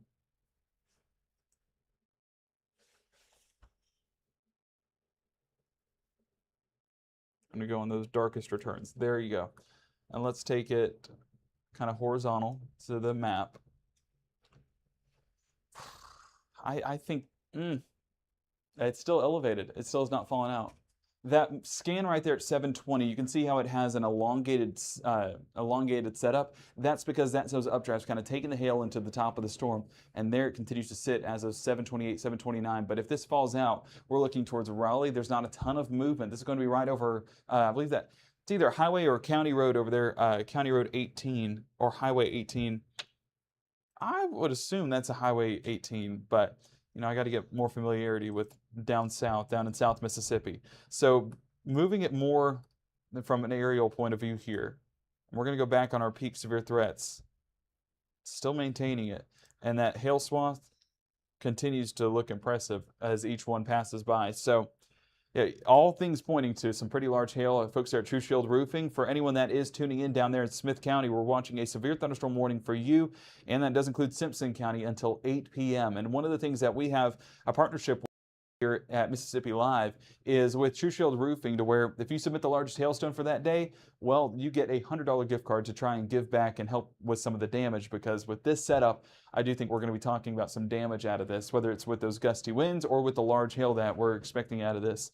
Then that's what we we partner with True Shield Roofing to try to give back to you guys. So down in Smith County, for those that are watching, send that in through the Mississippi Live Weather app, and we will show that off here at the I guess 7:30, 8 o'clock hour whenever those reports do start to come in. So keep it here for the very latest, and appreciate you guys for tuning in and trusting us to keep you guys safe, because this is going to be an impactful storm. One thing that I am seeing here, though, and this is a positive but also a negative, and I'll tell you why it's both. You get that area of rain-cooled air. So this is a collapsing storm at this point, where you get that brief intensification of the winds. That's that rain-cooled air kind of jutting off, then that outflow boundary forming beyond it. So this is going to be a collapsing storm here momentarily. The negative is that with that collapsing storm, It's definitely collapsing. Yeah, no, it's definitely collapsing, because you can see how your downburst, just basically your downburst circle there. Yeah. Right? Like, that is the ring right there. So it is collapsing. It just hasn't completely collapsed. So this is probably pretty easily been 60-mile-an-hour wind, and maybe golf ball size hail. Golf ball might be pushing it, but at least severe hail on that, right at that spot there. And that's the unfortunate part too, is that hail was still aloft on that latest scan, and whenever it collapses, the hail comes with it. Yes and no. Always, the one thing to always remember on this is that this is always going to be a little bit behind, because it takes longer to do full volume scans. And so we'll cut into that where you're at there. Yeah. And on a hot day like this, some of the hail, a decent chunk of the hail doesn't make it down to the surface. And that just kind of enhances the wind. So I would say at this point here with the next scan, it's probable most of the big hail is falling at this moment. When you figure that the last volume scan we have aloft, where we got a complete volume scan, was back at 24, 25 after. So we're about 10 minutes later. So I'd say it's highly likely that the biggest hail is probably falling out of it. And that's probably good for Raleigh there, that it doesn't quite make it. But certainly not good for the folks northwest of that. Yeah, exactly. So I'm curious to see the reports that are submitted, because I think that that's going to be, if we get any submissions from down there in Smith County, that would be the winner for today with what we've seen so far. But some additional development in northwest Mississippi, at least trying to fire off a few more storms through the evening. Well, and then I also saw in between, a spot down there, just southeast of Walnut Grove, that probably has a little bit of hail with that. Maybe not quite the full-on severe. And yeah, I'm interested. These have gotten heavier, but they've never really kind of crossed that threshold yet. Mm-hmm. They look like elevated. They look like, you have your warm front there, and then just kind of little elevated storms largely. Yeah, and the storm tops have been about 50,000 in spots. Some of them try to get a little bit more interesting, but yeah, it's kind of where they've peaked out at. And I think that's also a limiting factor, is you don't have those extremely high cloud tops, but you've not really had that today, honestly. No, you haven't. But in wind producers like this, that's not the usual thing. And then they just went ahead and issued severe thunderstorm warning for Scott and Newton County up there on that storm. So there you go. The night continues. So bringing it back full screen here, you can see that severe thunderstorm warning in effect until 8:15 for Newton and Scott County, like Matt was mentioning just a moment ago. And that's due to the potential for hail, but also the wind. It's not impressive. And I want to say this as kind of a preface to a lot of the storm coverage that we're about to do. The winds are not going to look impressive aloft. We saw it down there in Meridian whenever the gust measured at 56 miles an hour, and then, aloft it was like 14. So at the surface is a little bit more impressive than what we're getting aloft, but as we're looking at our True Shield Roofing hail threat, we're still in the possible category. So this isn't looking as large of a hail core as further down south in Smith County, but out in Scott County we are still getting some of those wind signatures that are going to be a little bit stronger, but and then some small hail is possible as well. One thing I'll note on this is about, you can check over on links on the left-hand monitor there on Mama Justice Stop, and it'll give you the height. 2,000 feet, is too high. When you're in Meridian, you're about 4,500 to 5,000 feet up. So, it's what happening a mile up is completely different surface, as you mentioned. But yeah, you can find that info. I think sometimes that kind of, helps tell that story really well. No, yeah, I didn't even know that was a feature. So learn something new every day. Yeah. So wherever yes. the pixel is. Yeah. Okay, I gotcha. Yeah, that makes an added tool. So yeah, 2,000 feet on this storm away from the radar site, and compare that to the Meridian storm like we were looking at. You know, that has it about, well, let's see right there, 5,500. So it's basically more than half of that here on this this Scott County storm as it's moving through the area. And then of course, as we look at this storm, I want to make sure I'm not missing anything down here for you guys down there in Smith County. It does look like the largest of that hail has fallen out. You know, Caleb, do we have any pictures coming in from Smith County? Thankfully, we don't. So I have not seen any at this moment in time. Hopefully, we can keep it that way, but would not be surprised that there's still some down there. That's for sure. Yeah, I'm curious to see whether it's through the National Weather Service, through our chat, or through the North Mississippi Storm Chaser chat. So, you know, what we get down there. I think we're going to be talking about some decent hail coming out of I know I'm saying Raleigh. It's right outside of Raleigh there in Smith County. But the winds, as we were talking about a moment ago, kind of shooting off that outflow boundary, and that's going to mean that this is a collapsing storm, and those heights are going to come down here the next few moments. But where we're seeing some heights up around 55,000 feet is towards Damascus. This storm continues to remain on the stronger side, and we see that on our Mama Justice Doppler radar with some of that potential hail trying to move on through, but also with some of the strong wind gusts. And these wind gusts are probably going to read around 20 to 30 miles an hour, especially in the brighter colors there. It's not, again, not as impressive as what it is on the surface. We're still 2,000 feet up, but luckily it's not 5,000 feet up like what it was over there towards Meridian. So we are getting a better view there. And this severe thunderstorm warning in effect until 8:15. The other one in effect until 8 o'clock. Let's try and track this. I'm going to do the best I can, but there's usually not a ton of movement on these storms.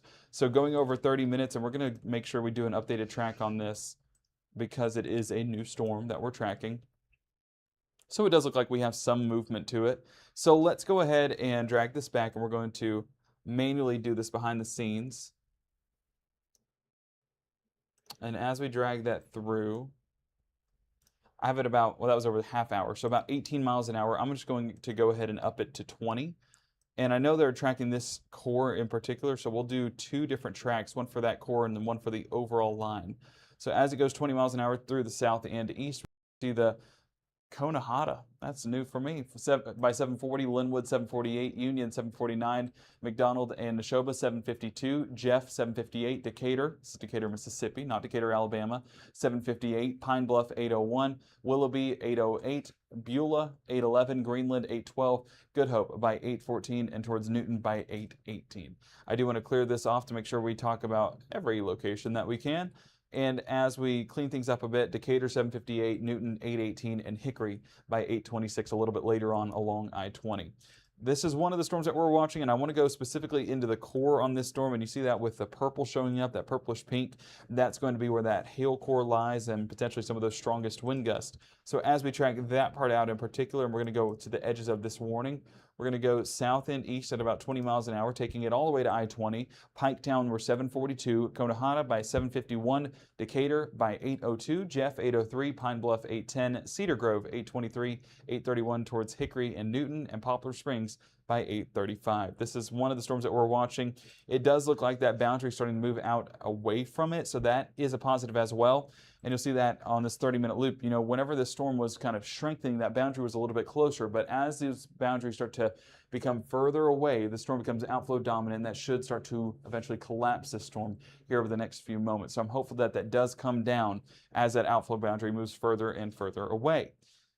But boundaries have told the story today. And boundaries will allow additional development into the Jackson metro area, as you see several different boundaries. Let me just stand off to the side of the screen. I can count 1, 2, 3, 4. There was 5, 6, there were 7, and 8 right there on just your screen. So plenty of boundaries, plenty of activity, plenty of different quasi-cold fronts to allow the lift to happen for these storms. And Caleb, I've been seeing the lightning flash over there for like 5 minutes now. Yeah. Is that Clarksdale? This is Clarksdale. Okay. They are pretty much like in it right now. Thankfully not severe warned, but heavy, heavy downpours for the northern portions of the Delta. Well, let's go up towards our Memphis radar site. And as I do that, I'm going to bring in Caleb so he can kind of talk to you about what he's seeing whenever it comes to power outages, because that is something we see with the lightning. But also, you know, just out of the camera, I needed them to see that as well before I could pull it up on my. So take it away. What are you seeing? Yeah, no, Still dealing with those power outages more central Mississippi. What I am keeping my eye on is for the northern portions of the Delta and whether or not we will start to see outages start to build on up. And that's what you're going to see when Gabe pulls up that camera behind the scenes in the next few minutes, just how disruptive these storms continue to be. Even when they're not warned, they can still just be messy and cause some outages, and that's what a few of us could learn heading into the evening hours. But those outages are still very centralized in central Mississippi. We are now talking about 6,000 and almost 500 customers affected here in North Mississippi. And I think the last update we were talking, I remember saying 5,000. So that might mean we went up almost a full 1,000 or 1,500 since then. So these outages unfortunately continue to climb. Now, outside of our coverage area is where it's most significant for us here in North Mississippi, where a lot of you guys tune in, really not dealing with it as significant as what it was earlier on. And we can go kind of thumb through our tabs just to kind of help bring some relief. Again, very isolated here in Lee and Itawamba. I know some of our customers are out of power. Each of these boxes represents one person. So I know the EPAs are still out and about trying to get that fixed for you guys here in Lee and Itawamba. If we take a look out here in Northeast Mississippi EPA, this was an area that we just kept highlighting almost several times, which is the overall area of outages that were reported kind of along the county line between Union and Lafayette County. That was 600 or more. That has since not been the case. We are now down to 5 members affected within this EPA. Now, Fort County continues to impress, but we are still dealing with quite a few outages out there within Clay, Oktibbeha, Lowndes, Noxubee, portions of Choctaw. So this continues to be an area that we're watching, but definitely watching on a good note as these numbers continue to decrease. I know this was an area hit hard with those severe thunderstorm warnings earlier. That's still the same complex that we're taking a look at in central Mississippi. They just continue to dig further and further south outside of our coverage area, and they're leaving behind several outages in its wake. Taking a look at East Mississippi EPA, we're talking about 3,709 customers affected alone within this Electric Power Association. So they have a ton of work on their plate this evening, which unfortunately means might take a little bit longer for some of these outages to get back online for you guys, and maybe not as quick as what North Mississippi has been able to see so far. But another thing that Matt points out a lot is when we're dealing with these outages and how widespread they are, sometimes fixing those fixes quite a few of you guys at the same time. So I know the EPAs, they're going to continue to do a fantastic job. They've unfortunately had a busy few days here in North Mississippi, as you guys have endured through these stormy conditions. But I mean, Meridian just continues to get hit hard. We can kind of start again, kind of just on the outskirts. We're talking about 737 just northeast, 335, 311 right along the county line and state line, getting closer and closer towards Alabama. But I mean, further north we go, kind of the path or the wake of these storms as they continue to dig further south. 583, 500, 151, 89. This is all kind of within Moscow and central Mississippi. And the good news is you can already tell how hard they're working already. For those in Winston County, we were dealing with 600 or more affected outside of Louisville. We are now down to 2 just northeast of the city. So that continues to be fantastic news. But Gabe, I know that we're continuing to get ready for more showers and storms that I know are rumbling further up north in the northern portions of the Delta. You guys are probably hearing that, getting that heavy rainfall. Those could prove to be a little bit disruptive into the overnight hours or kind of our evening ahead. So I'm going to continue to keep my eyes on those outages. And good news is, before we hand it back, 6,259. So that's almost 200 less that we were just talking about when we started that update. So progress continues to be made. That is a positive, Caleb, for sure. Trying to mess with some things here behind the scenes, so bear with me. No, you're good. I think I got it. Let's see. I did it too much. Let me bring it full screen here. So what I'm trying to do is toss to where we could be getting some of that larger hail. So as we bring it full screen here, I'm going to take it 3D mode, and as we track this out, and we're going to take it 3D mode, technology not happy. Actually, Caleb, I'm going to toss to you for 1 second. Okay. Just keep going over this power outages. Yeah, well, before we go over power outages, let me just talk about damage reports and lack thereof. we're not seeing any reports of hail, at least through pictures that you guys can send in through the Mississippi Live Weather app. So whenever we don't get any hail pictures, that's fantastic. I know we would like to see what these storms are producing, but technically if we're not getting any, hopefully they're not producing much, or at least nothing significant for us to be able to kind of get a picture in time for. So I just kind of wanted to recap some of the damage that we've seen. Unfortunately, if we're not dealing with that hail, we are dealing with the threat of wind and some of those straight line kind of just wind gusts blowing on through. And this was sent in, let me make sure to give credits, because I want to make sure to always give you guys those credits out there. This was in Starkville, sent in by Vic, and they were saying that a tree fell on their power line in their front yard. And you can see both of that here pretty much along the driveway. You can see the fence out there in the background, this large tree fallen, and you can see that power line out there in the driveway. So very dangerous. I know they're keeping their distance, not wanting to tempt fate. So just one of those situations where you're kind of just stuck in. You want to report that towards your local EPAs. They will come out there and fix it. So we're still dealing with some of the damage here. This was a lightning strike earlier. And let me pull it up because we may have closed them all. I mean, we were dealing with a lot of pictures of just shelf clouds moving in Monroe County and Amory. We can kind of highlight those here. I mean, take a look at kind of the structure we're dealing with. We saw a great shot out of our camera out there. I think it was Greenville, where we were looking north towards some of those storms that continue to push in, but we can continue to take a look at these images. Again, thankful to see scary looking clouds, SLCs, compared to actual storm reports. We'd much rather see those get sent in, but I mean, the structure as this kind of cooler, denser air just collides with the warmer, humid air, forces it upward. So that is what's happening here. You can see that structure with that storm, very mature earlier on. This is what we dealt with throughout Monroe County.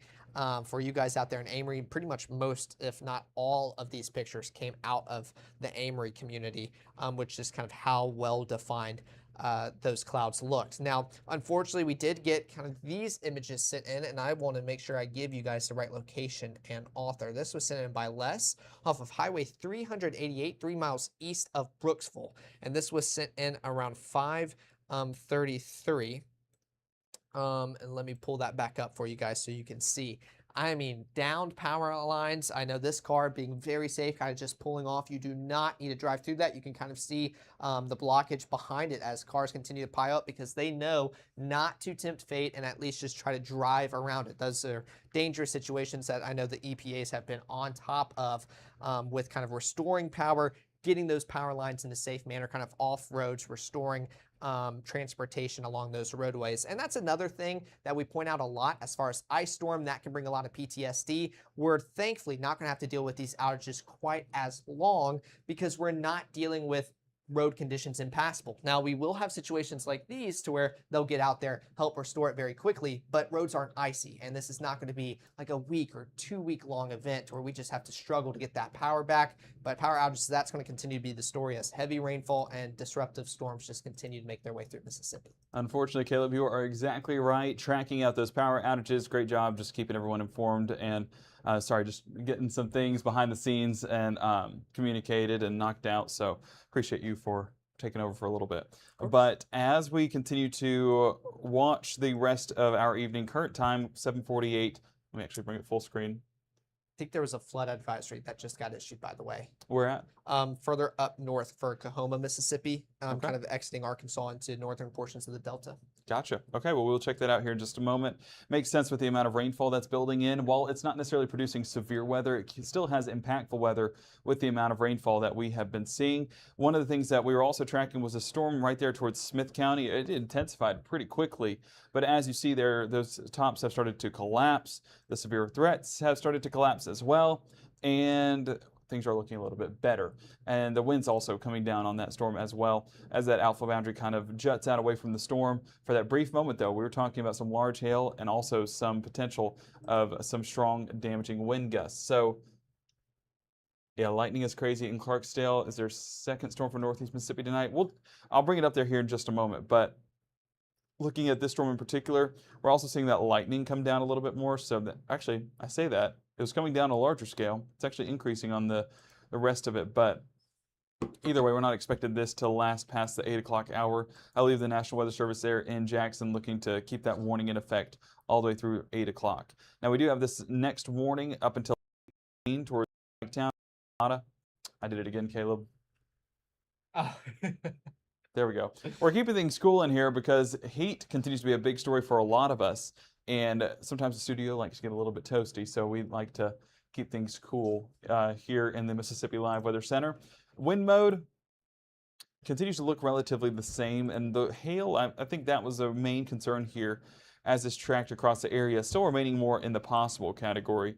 So we will keep eyes on this for sure, but I'm not overly impressed, and those reports have not come out of this storm just yet.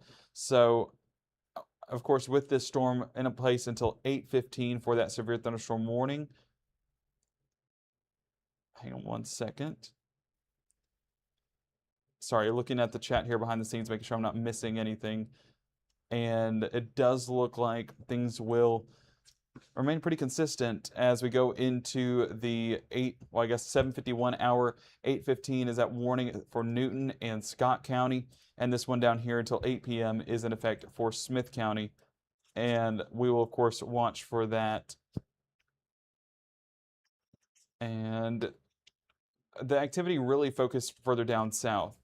So that's a positive for us here in North Mississippi. We had our fair share of activity here on this afternoon, but as we've gone through the evening, it's been a calmer forecast. And I say that areas where it's not been as calm is areas that have not seen a lot of storms. And now I'm starting to get that, and as Caleb mentioned, in parts of Clarksdale, getting that aerial flood advisory for equipment in Coahoma. I said it every time, Coahoma County. I always want to say Coahoma County, but yeah, Coahoma County. So as we work our way towards that Memphis radar site, it would not be impossible to get some small hail out of this. You're seeing those darker returns on our reflectivity. That's Clarksdale, Friars Point, working its way towards Highway 3, Marks to Tutwiler. But that's really where I would say we could get some small hail. I still looking at this and not thinking anything severe. So at least there is that with this forecast. But that flood advisory is in effect due to the amount of rainfall that we've received in that same general area. I mean, we have been talking about rain in this same location for what feels like a couple hours now. Just putting it on that 3-hour loop, and we're going to stay out of our Memphis radar site. Yeah, Elaine, Arkansas, off there towards Clarksdale. You can see how some of those rainfall totals amounting to 2 inches, that working its way closer to Highway 61, but really along Highway 1 from Clarksdale to Friars Point and towards Elaine. That's the area that we're watching for that aerial flood advisory. Now, that is in effect until 10:45, and the reason why is because look back behind it. Well, I guess you can if I moved. Look back behind it. Plenty of activity still pushing into the region, so I would not be shocked at all if we're talking 3 to 4 inches there in Clarksdale, at least towards the far northwest portion of our viewing area, towards Coahoma and Quitman County, and then out down there towards Bolivar County as well. So this is the area of focus, and that does continue into Grenada. I saw a few folks asking, actually right on cue there in the chat, about, hey, what about Grenada? Well, Grenada is going to be dealing with these storms as well. The fortunate thing is these have not been severe, but these have been very energetic. These have had plenty of lightning, and that is going to amount to some power outages as we go through the afternoon and evening. Looking specifically at Clarksdale, one Caleb was showing a moment ago, I believe we'll see a lightning strike every second on this camera. Of course I say that and it stops. No, never mind, it won't. So plenty of activity in the sky, plenty of lightning to see. So stay inside. Do not go where you're susceptible to the lightning, because that's really the concern with this. I do see James Bishop saying no reports on our end in regards to the southern storms. That is so interesting, because down south, I mean, that was as good of a hail signature as we have gotten on any of the storms today, but on a storm in quite a while. So I'm really curious. I feel like, which granted, it's not in a highly populated area, kind of falling outside of Raleigh there in Mississippi, in Smith County, I should say. So as I pull it back full screen, yeah, I mean, this was the hail signature that we had, and I'll have to bring it back to our Jackson radar site. Jackson, there we go. I mean, it still has a pretty decent signature, but whenever you get those dark purples, that's the highest part on our scale, indicating large hail possible. And then you also get our True Shield Roofing hail swath. That's about as dark as it gets. We've never seen a white situation. So usually when you get to be the darker purples and blacks, that's where we, of course, are watching for some of those hail returns. I'm just shocked that we have not gotten any confirmed reports. That was earlier on, now not as impressive. That True Shield Roofing hail swath has come down. But looking at this one towards the Newton and Scott County area, that's not as impressive as it was just a few scans ago. You can see where that brighter core was with the hail right there towards Damascus, and that was where the warning was issued. Now looking at the latest return, it's doing exactly what we thought it would when it became outflow dominant. It just doesn't have that lifting mechanism to it. I do want to look at those echo tops. Still about 55,000 feet, so decent height on that. But the wind mode, that's pretty much the same, but the hail looks like that threat might have come down over that last couple of scans, Matt. So a report from the Weather Service from Daniel Lamb over there, been there a long time, hail of unknown size falling in Raleigh. So that would have been at 7:52, so only a couple of minutes ago there. So it is producing hail. We just don't know the size, have not got a size on it yet. Gotcha. Well, that's still good to know, because I was going to say, if we do not get a hail report, at least any thought of hail in that area, I would be shocked. So yeah, verifying that. Appreciate that, Matt, for joining in. Been a busy day here for Mississippi Live Weather, just tracking out these storms. It's exactly what we thought it would be, and that's why we've been previewing it all week long, saying, hey, hail and wind, hail and wind. And what do we get a lot of reports of here for today? Well, a lot of wind, and then those minimal hail reports possible, and then hail of unknown size. I'm curious if we can get a size on that getting further into the evening to just see how that fared up with what we were seeing on our Mama Justice Doppler radar. Now, that storm in Meridian over there towards Lauderdale County has shifted on out, but brought a ton of reports along I-20. So I do pray for vehicles that were traveling along that area, because high-profile vehicles are very susceptible. But even your cars, when you're driving down the road, you can feel it shake a little bit back and forth. And that really means you don't need to be driving in those conditions. But, you know, it can cause damage and cause folks to drive off the road. And we want to make sure we're doing so with extreme caution. So overall picture, I know we've done this a couple of times, and I'll pull that up here in 1 second. But overall picture, we have these severe thunderstorms down there south of our viewing area, more towards the Mac South coverage area, more towards the, honestly, Jackson coverage area at that point.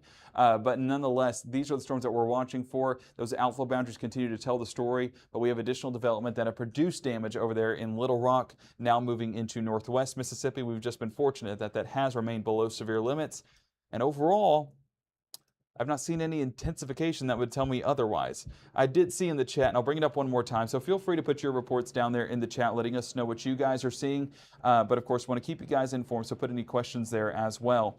I do see there, Ebony asking, is there going to be a second storm in Sullivan, Alabama overnight? So zooming things out and looking more towards Sullivan, Alabama, well, it's a pretty chill atmosphere. Where we saw the storms move through earlier on, you can see with those reports almost exactly where it's highlighted through. From Union County off there towards the Starkville area, and then working its way towards the south and east. So there's pretty much your cutoff right there where storms moved through earlier on today. And that atmosphere is used up.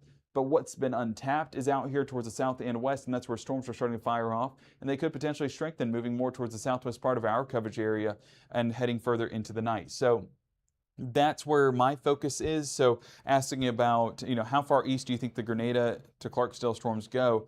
I do think they push into Grenada County. I do think they try to get into parts of Webster and Choctaw County too, just because we've not had a ton of development out there. And we are still getting some of these storms that are producing those outflow boundaries down south and South Mississippi, South Central Mississippi, I should say.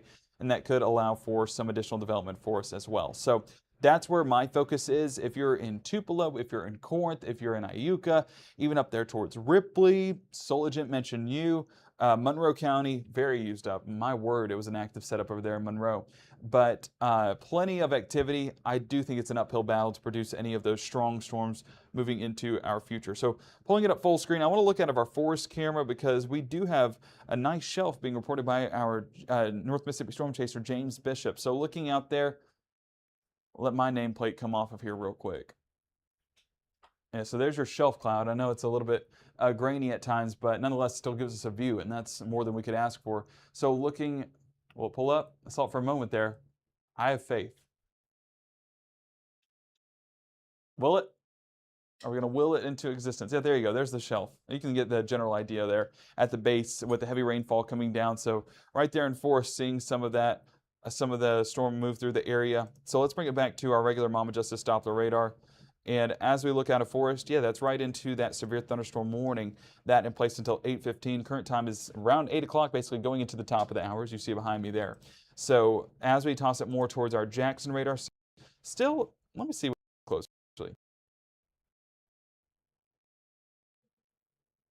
So tossing it back to our Jackson radar site. Oh yeah, what am I thinking?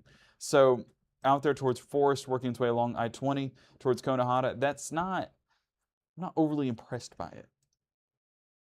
I do think they carry out the warning through the 8:15 hour just in case, because this is continuing to work its way through the Newton and Scott County area, I should say, and so that'll be one to keep an eye on for sure. But if we're looking at our hail swath, it has not shown much strengthening taking place. It has maintained itself in the possible category, but I'm not overly convinced on that one. And the wind mode, I'm not overly convinced on that either, at least not with an intensification here over the next few moments. So we will continue to monitor that. And as we track that out, moving through the Newton County area, this will have that southeast movement to it at about 20 miles an hour or so. Let's drag that out. Take it 20. Let's take it along I-20 and south of there. Ebenezer, we're 811. Pine Bluff, we're 812. Cedar Grove, 817. Even towards Jeff at 817 as well. Decatur, 819. Newton, 824. Lawrence, 829. Liberty, 837. Calhoun, 842. Hickory, 845. And Mount Vernon by 848. This is the severe thunderstorm warning that remains in effect. That one there towards Smith County has expired. So we have one warning left, ladies and gentlemen, at least for now, but more storms are possible heading into the night where we could see some strong storms possible.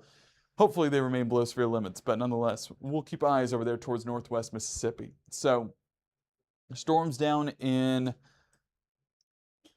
Newton and Scott County, that's going to be, honestly, let's keep it on our Forest camera. I'm hopeful that we can keep a view on that one as it moves through the area. Philadelphia might be too far north, or you'd also be going into the rain as well, so it's not going to be the best view. So this is, well, that's a pretty sight with the clouds. I think we're still talking about, and I have it here behind the scenes, let me adjust the camera there in Philadelphia, and at least make sure it's pointed the right way. It looks like it is, but yeah, I believe that's pointing to the south. So that's a view into the backside of these storms. So nonetheless, we are seeing just how dark those clouds are, and of course, attached to that is some heavy rainfall. But looking out of our Forest camera, because that is still out ahead of these storms, I think that's the one that's worthwhile to keep an eye on. And as this continues to move through the area, Matt, we're seeing a lot of lightning, that low cloud base, the shelf cloud kind of moving into the area. So it looks pretty menacing.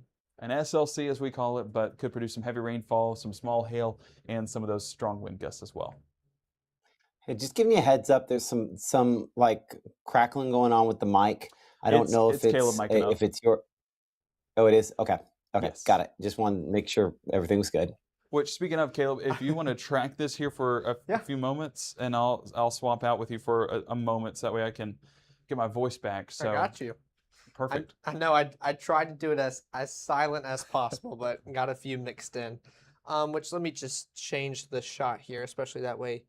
Hopefully my mic will pick up the best now, so we can hear all the sound. So we are taking a look at this severe thunderstorm warning that's currently ongoing for Newton and Scott, Mississippi, set to expire at 8:15. So hopefully around 12 minutes to go before we can be warning free here in North Mississippi and pretty much throughout the Magnolia State as a whole. I mean, if we were to kind of zoom this back out, because I know a lot of you guys are asking as far as after receiving these storms, we are not dealing with any severe thunderstorm warnings here within our coverage area and the northern half of Mississippi. We are dealing with that aerial flood advisory that has been issued and pretty much set to expire around 10:45, as you guys aren't doing lots of heavy rainfall here. But as we continue to look further on south, as we've been tracking these strong storms continuing to dig further and further into central Mississippi, kind of getting into the southern portions of the state, we are still taking a look at kind of this strong severe thunderstorm warning ongoing. So that's set to expire around 8:15, and we can zoom in here on this and kind of just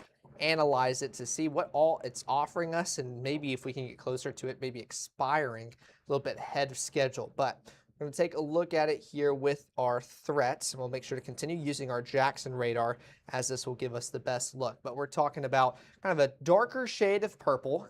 Thankfully not quite as extreme as what we saw, I believe it was Smith County, where we were dealing with that extreme hail or the possibility for some kind of larger sized hailstones to fall. We're not dealing with it quite as extreme as that. So I think what we saw earlier could be probably of course, the worst case scenario, the peak impact on what we could see. But like our chief meteorologist, Matt Laubon, was saying, it's a summer day. We're dealing with hot temperatures. We're also dealing with a lot of rainfall, which also helps melting hailstones. So it making it to the surface that extreme is going to be a little bit hard for a day like today, which continues to be a positive. But we're dealing with kind of some of those darker purples starting to show up. I believe this is kind of the third color here on our scale. So kind of halfway there on getting more and more extreme. But dealing with that here pretty much right over Conhata, if I said that right. Gabe, you can correct me if I'm wrong. Southern Mississippi, something I'll have to continue working on, but close enough. Yeah, y'all can make sure to correct me in the comments. I definitely want to make sure to pronounce your cities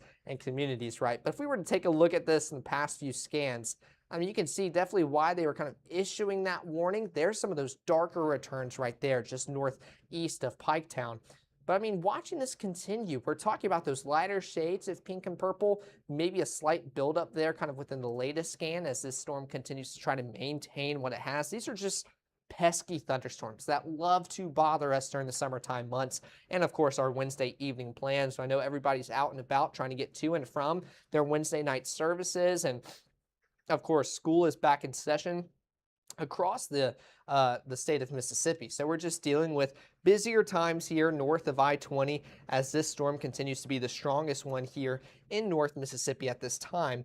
And we're dealing with the potential for some wind and hail. Now, we were taking a look at our peak threats. Another thing our meteorologist Gabe Maynor has been talking about a lot, that the wind will not look quite as impressive here on radar, but that doesn't mean that it's still gusty. We've already seen kind of some of those reports, unfortunately, get submitted through the Mississippi Live Weather app. Appreciate you guys sending them in, but we also hate having to just kind of go over that damage because we don't want any of you guys experiencing it. But I will say it has been a positive.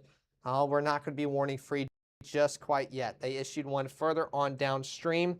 That is set to expire at around 9 o'clock and closer towards the 9 o'clock broadcast. But back before that warning got issued, we were talking about damage, and those reports have been very slow coming in through the Mississippi Live Weather app, and that is exactly what we want to see here.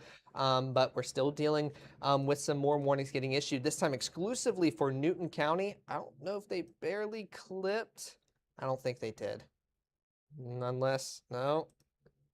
But just a corner of Jasper County set to expire around 9 o'clock. So we're dealing with that now as this thunderstorm, the folks down there in the National Weather Service office in Jackson believe that it'll kind of continue to keep this track that is had. We can even see some of those heavier showers and brighter returns just outside of that warning area. And that is northeast of Pineville, kind of right above and north of Clear Springs, where we're dealing with some of those brighter returns where rainfall is going to be its heaviest and the potential for some hail stones kind of being scattered back with that radar beam. That's what's allowing these brighter colors to return. They're just highly reflective. So that's where we see those brighter colors start to make their way back towards the radar site, where we could be dealing with a few hailstones lofted within that thunderstorm. So we're dealing with these stronger storms pretty much in the central southern regions of North Mississippi. Again, just kind of zooming out so everybody tuning in can still see how we're doing as a whole here within Mississippi and within our coverage area exclusively. We're still dealing with these showers and storms, very disruptive, energetic. We've seen that a lot on our cameras. That aerial flood advisory is ongoing as well, set to expire around 10:45. And we can take a look at that here with our Clarksdale camera. Let's see what we can see here as it takes a second to load in. We're talking about 82 degrees, feels like 86. It's still a little bit breezy out there, just one off of 20, but wow. There's a cloud to ground strike. We just saw that kind of from the top right of your screen all the way down towards the surface, and that's what's unfortunately causing power outages to continue to be the story here in North Mississippi. So even though we're not dealing with anything severe up here in the northern portions of the Delta, I mean, it just takes one bolt to make its way down, strike an unlucky tree, an unlucky power line, and that can cause a few outages that unfortunately we've been accustomed to here in the past few days here in North Mississippi. Let's take a look out here in Cleveland. 90 degrees feels like 99, and they're all blending together. I don't know if you guys have received any rainfall yet or if it's just been kind of around your city. So I know getting some of this much needed rainfall will of course be much needed as we're dealing with those drought conditions out there in the Delta, but it at least allows you guys to cool on off. I mean, y'all are still feeling like you are in the upper 90s as we're getting closer towards the 9 o'clock hour, just a degree shy of triple digits. So of course, it's always a good thing to feel slightly cooler. Don't want to deal with the severe weather that comes with it, but thankfully we're not dealing with that at this moment in time here in North Mississippi. Let's see if we can get another shot out here with our Greenwood camera. Looks like, oh, I was going to say, it looks like it may have just gone out as it was just frozen here on that water tower here. So we'll have to get a different shot of that, but you can definitely tell what it is facing behind it. And those are those energetic, just disruptive storms in the background. As they just continue to fire off here. And we can take another look out here in Greenville before we go back down to central Mississippi where we're dealing with that severe thunderstorm warning. This is facing east, actually. So this is almost kind of where the storms will start to try to make their way into the frame. So we can see some of that lightning out there in the distance, but it's going to be a little bit more prominent right here as they continue to just kind of move their way across this camera lens. So we can see a great shot of that here, and it's probably looking a little bit more northeast than east at this moment in time. So dealing with those storms out there in the distance, you guys in Greenville staying dry, but of course feeling a little bit warmer. 90 degrees, still feeling like 99, so upper 90s is the story. Which, real quick, just for fun, we can take a look at our rolling forward camera, maybe see if our owls come back or if he's around. 84 degrees feels like 97. You guys staying dry, have not had to deal with any stormy conditions, but at least enjoying a sunset out there in the distance. While the rest of North Mississippi kind of dealing with these rainy conditions. Now, another thing I want to point out with these severe thunderstorm warnings, for the most part, these have been very wind heavy. And unfortunately, we have seen some reports and damage get sent in through the Mississippi Live Weather app, through chats in the background, to where we know where the storms are at or what they're capable of.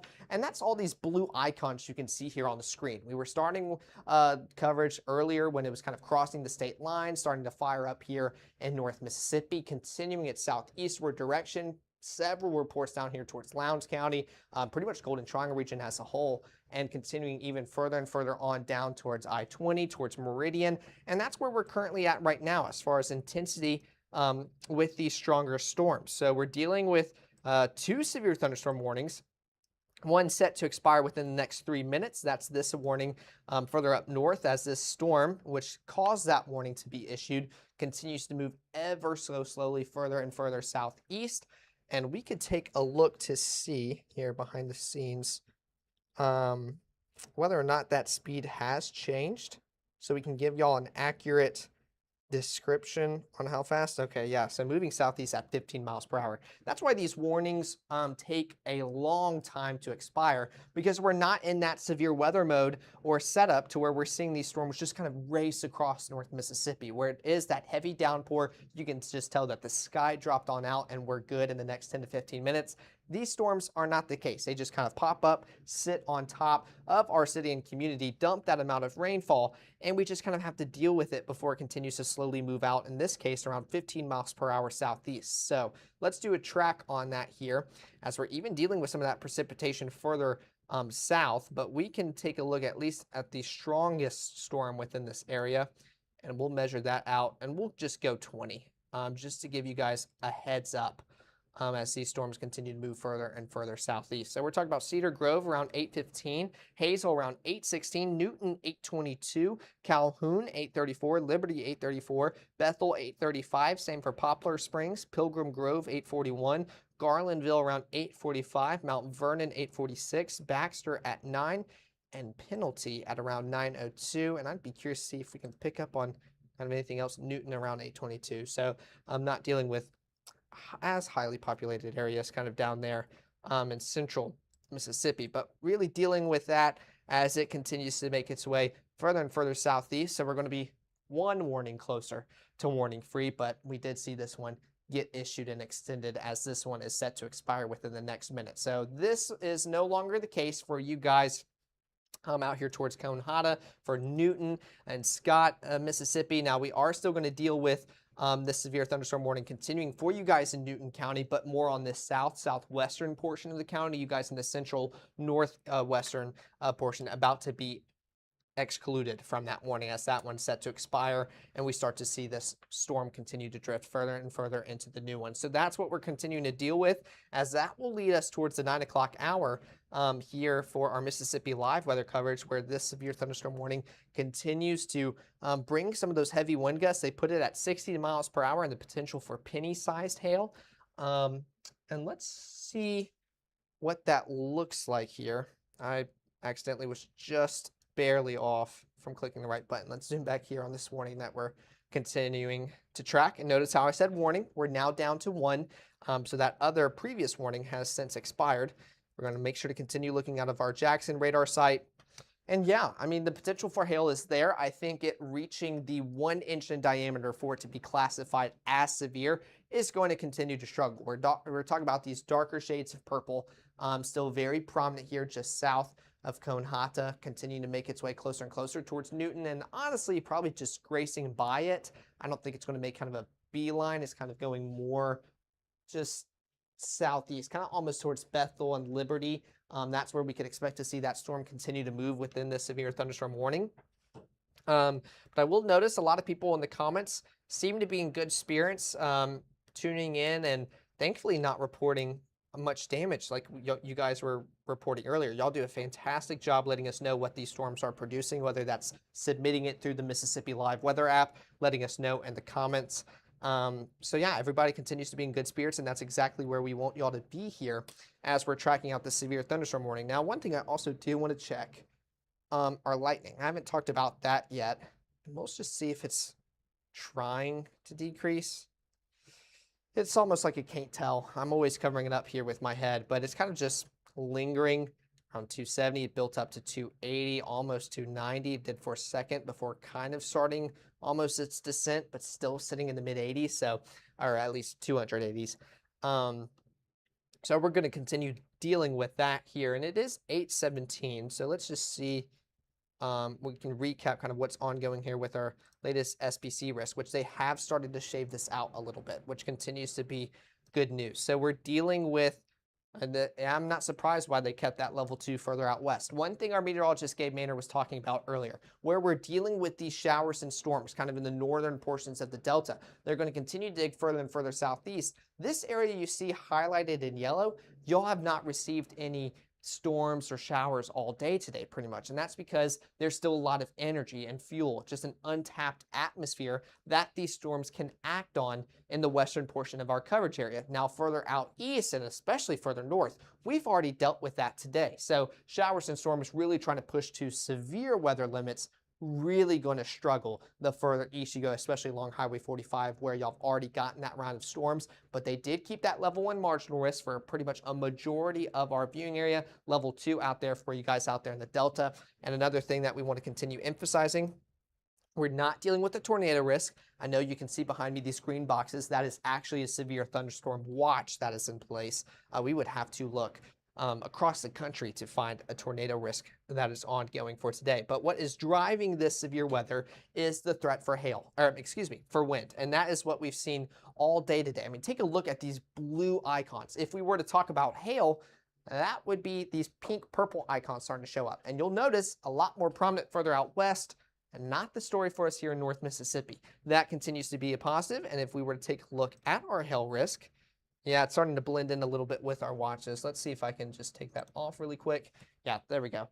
We're dealing with that level 1 risk still further out west, and it was further up north earlier on today where they have received some hail. So again, great placement so far with the overall threat of severe weather, but we're not dealing with anything tornadic. These continue to be very wind driven, and that's what we're going to continue to monitor here heading into the rest of our evening overnight period ahead. So good to see those starting to kind of get shaved on out, at least the northern portion of our viewing area, northeast as well. You guys no longer under that severe weather risk, which means y'all can expect a much quieter overnight period. No reason to stay up too late and stress with us, but we'll keep you guys updated all night long if we have to, as we're dealing with these severe thunderstorm warnings pretty much down in the central portions of North Mississippi. So we can take a look. Again, it's very disorganized, and that's why I'd be curious to see kind of the overall intensity with this severe thunderstorm warning, because you'll notice it's following behind some more heavy showers built out ahead of it, and it's already eating up a lot of the fuel down here,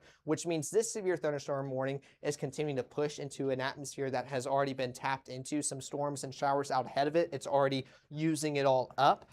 So that's a good thing, because we'll hopefully see that intensity, the severity, just continue to decrease. Because this warning is set to expire around 9 o'clock. So we still have 40 minutes if they were not to pull that early. But I will say, we're just kind of dealing with the threat for some wind, the potential for some hail, and we're not dealing with anything tornadic. And if we could take a look at our True Shield and Roofing hail threat, and there's two stories here. And this is something I want to pop, kind of noticed. When we're talking about hail with the severe thunderstorm warning, we're really in the possible category here. So saying there is the potential for some hail to be falling, maybe pea-sized up to penny-sized. I know we had some reports sent in through the chat about penny-sized hail earlier on today, but that's been about it. If we're talking about the potential for more, I guess, sized hail, probable. Those darker shades of purple starting to pop on up. And that was due to a severe thunderstorm warning for you guys out there. I believe it was in Smith County, pretty much just north of the Raleigh community. Dealing with that earlier on today. Thankfully, that storm has pretty much lost its severe weather intensity, continued to drift on further and further southeast. And you can definitely tell it built up just northeast of you guys, stood still for quite a bit. And then once it started to kind of kick out that outflow boundary, starts to become outflow dominant, is what our meteorologist Gabe Maynard says a lot, meaning it doesn't really have that energy being forced into the storm that it can feed off of. It started to weaken, and you can see it started to drift further and further southeast before really losing its head of steam and just not quite as intense as what it was. And we're not seeing any of those darker pixels popping up on this storm here. So nowhere near as intense of a hail core or the potential for hail that your neighbor saw pretty much just southwest of the Newton community in Newton County. So definitely wanting to keep you guys updated. Speaking of keeping you guys updated, somebody asking about Grenada, because I know it's a little bit hectic for you guys, is what you were saying, kind of just a little bit heavy. So let's just zoom back up there for you guys. Again, we're not dealing with anything tornadic. If we're dealing with anything up here within our coverage area, it's just heavy, heavy rainfall. And we are not dealing with any severe thunderstorm warnings at this moment in time. You can see these just continuing to build and just bring some of that heavy rainfall. We can zoom in for you guys out there in Grenada. I know y'all were asking kind of what's going on. And it's a whole lot of that. We're talking about heavy rainfall. If we take a look at the potential for hail, again, a lightest shade of pink possible. It's really going to struggle with just how heavy this rain has been and how hot we've been lately. And we can take a look at our hail track.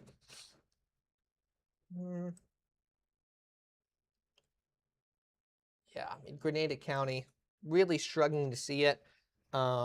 If we were seeing anything, it's going to be pea-sized hail. By the time you get the camera out to try to take a picture of it, it's probably already gone.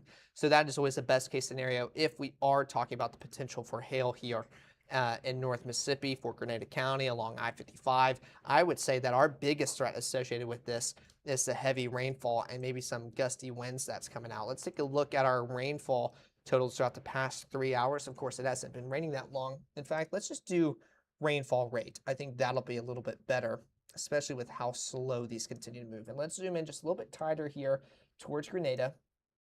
And you can see that bright spot, very evident here. Let's pixel that kind of just west of I-55, just south of Highway 7. And we're talking about 7 inches an hour out there in Grenada County. So I know that the weather might be freaking you out right now. It's just going to be heavy, heavy rainfall, maybe a few kind of gusts of wind. Hail is really going to continue to struggle, but at this moment in time, y'all are not dealing with anything severe. It's just a lot of much needed rainfall. And of course, that's going to help you feel a little bit better heading into the evenings. I know we'd rather experience cooler conditions earlier on during the day and not when we're winding up or winding down for our Wednesday evening, getting ready for our Thursday. But it is definitely still going to be a significant difference, as we were talking about upper 90s for you guys out there in the Delta before this rainfall moved in, at least during this current moment in time. So again, I hope that helps you feel a little bit better out there in Grenada County. It's just heavy rainfall.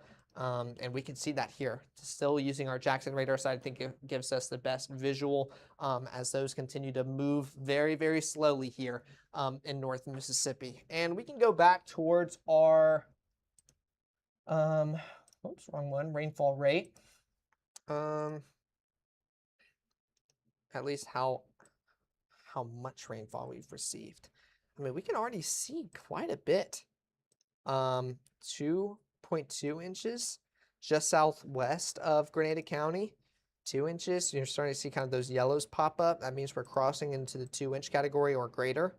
So dealing with a lot of heavy rainfall, and that's why that aerial flood advisory got issued earlier on this evening, and why it's not set to expire until 10:45 for folks out there in Quitman, Tallahatchie, Coahoma, and I believe that's it. Let me make sure I'm not excluding anybody else, but it should just be Quitman, Coahoma, and Tallahatchie. Yes, so that's set to expire around 10:45 later on this evening, and of course still unfortunately very disruptive.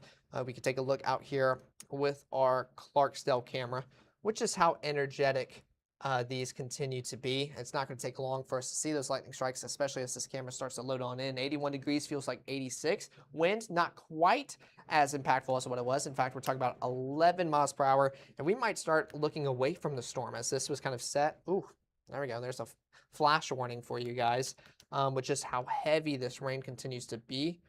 Let's see. Out here in Cleveland, again, we're just dealing. Take a look at this camera. It's starting to sway a little bit, so that wind is going to be a little bit higher up than that 0 miles per hour you can see.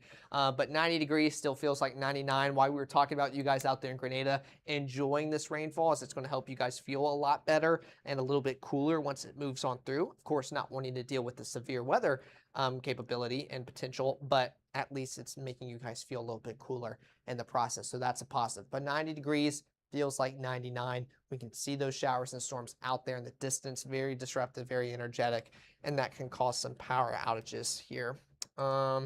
Greenwood might have another fantastic shot, which it looks like the camera did move slightly because I think it was looking kind of through the tower earlier. You can see the flashes of lightning. I'm covering it up behind me. There's a little bit brighter, so no matter where I was, y'all would have seen it. Unfortunately, the reporting station down, but I mean just constant flashes of lightning continue for you guys out there in Greenwood and out there in the distance. So I think the story tonight, especially as the sun continues to set, we're not dealing with sunshine or anything bright. We're going to see that lightning very evident, and we're going to continue just dealing with those light shows out in the distance or right on top as this heavy rainfall continues to move on through. I'd be curious to see which direction our forest camera is looking. I know you guys got a lot of rainfall earlier. Still kind of dealing with that. 73 degrees feels like 72, so there's a positive when we start talking about these rain chances and showers and storms moving on through. You actually feel a little bit cooler than the temperature outside. So that will be kind of the story heading into your evening, especially once these storm chances move on through. And I know we have some usuals out here in Atala County. You guys are sitting very nice dealing with dry conditions. 73 degrees feels like 68. Wind very calm for the most part, coming in around 9 miles per hour out of the south. So And not Caleb, too bad. Yeah. Oh wait, is my mic? Yeah, your mic's on. It's on? At least I can hear you through the IFB. Okay, I can't hear it on my its batteries have died because it's been a long night of tracking. Well, they're talking about that storm in Newton County, off the top of my head. Okay. They're probably going to expire that because it has weakened substantially. So that's great. That'll be a positive to our coverage. We will, if they end up expiring that, we'll take it through the entirety of that warning. Okay. But if they end up expiring it early, then we may cut stream up until the 9 o'clock hour, so that way we can get some things ironed out here behind the scenes. But just a little update on what they're talking about. Sounds great. That's always fantastic news to hear. So that was our meteorologist, Gabe Maynor, letting us know about this warning down here towards Newton. The lone warning we have here, and we can just continue looking at that one. Let me switch it off. Rainfall, which honestly, while we're talking about it, we might as well. Let's Actually, yeah, let's just switch back to reflectivity. And we're going to take a look at this warning, hopefully set to expire a little bit earlier, because at this moment in time, it's set to expire at around 9 o'clock. And that's still another 30 minutes. And what they have been talking about behind the scenes and within the National Weather Service office, that they're not really seeing this kind of maintain its intensity. And I could agree with that. I mean, you could see those brighter returns here around 8:16. That's where we transition from that initial warning towards the second one. And notice how it just kind of loses it as it continues to make its way further and southeast. And what did we say when we started talking about this warning? There's a lot of heavy rainfall out in front of it. That's already ate up a bunch of energy. And now warning really not to feed off of, meaning we are not dealing with any severe thunderstorm warnings here within Mississippi, and that continues to be a positive. So we're going to wrap this up here to get ready for the 9 o'clock, because I know a lot of you guys are wondering whether or not we're still going to see some showers and storms throughout the evening, overnight time period. So y'all make sure to stay updated with us. Best way to do so is with the Mississippi Live Weather app. Scan the QR codes, and of course, tune in later tonight at 9 o'clock.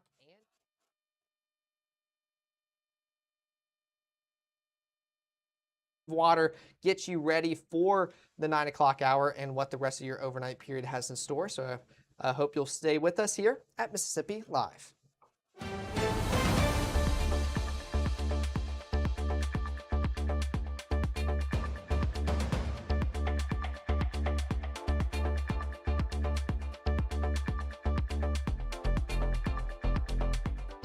Every legend starts somewhere. Not with perfection, but with the decision. The decision to show up, work harder, and believe this place can change everything. At Northeast, you're more than just a number.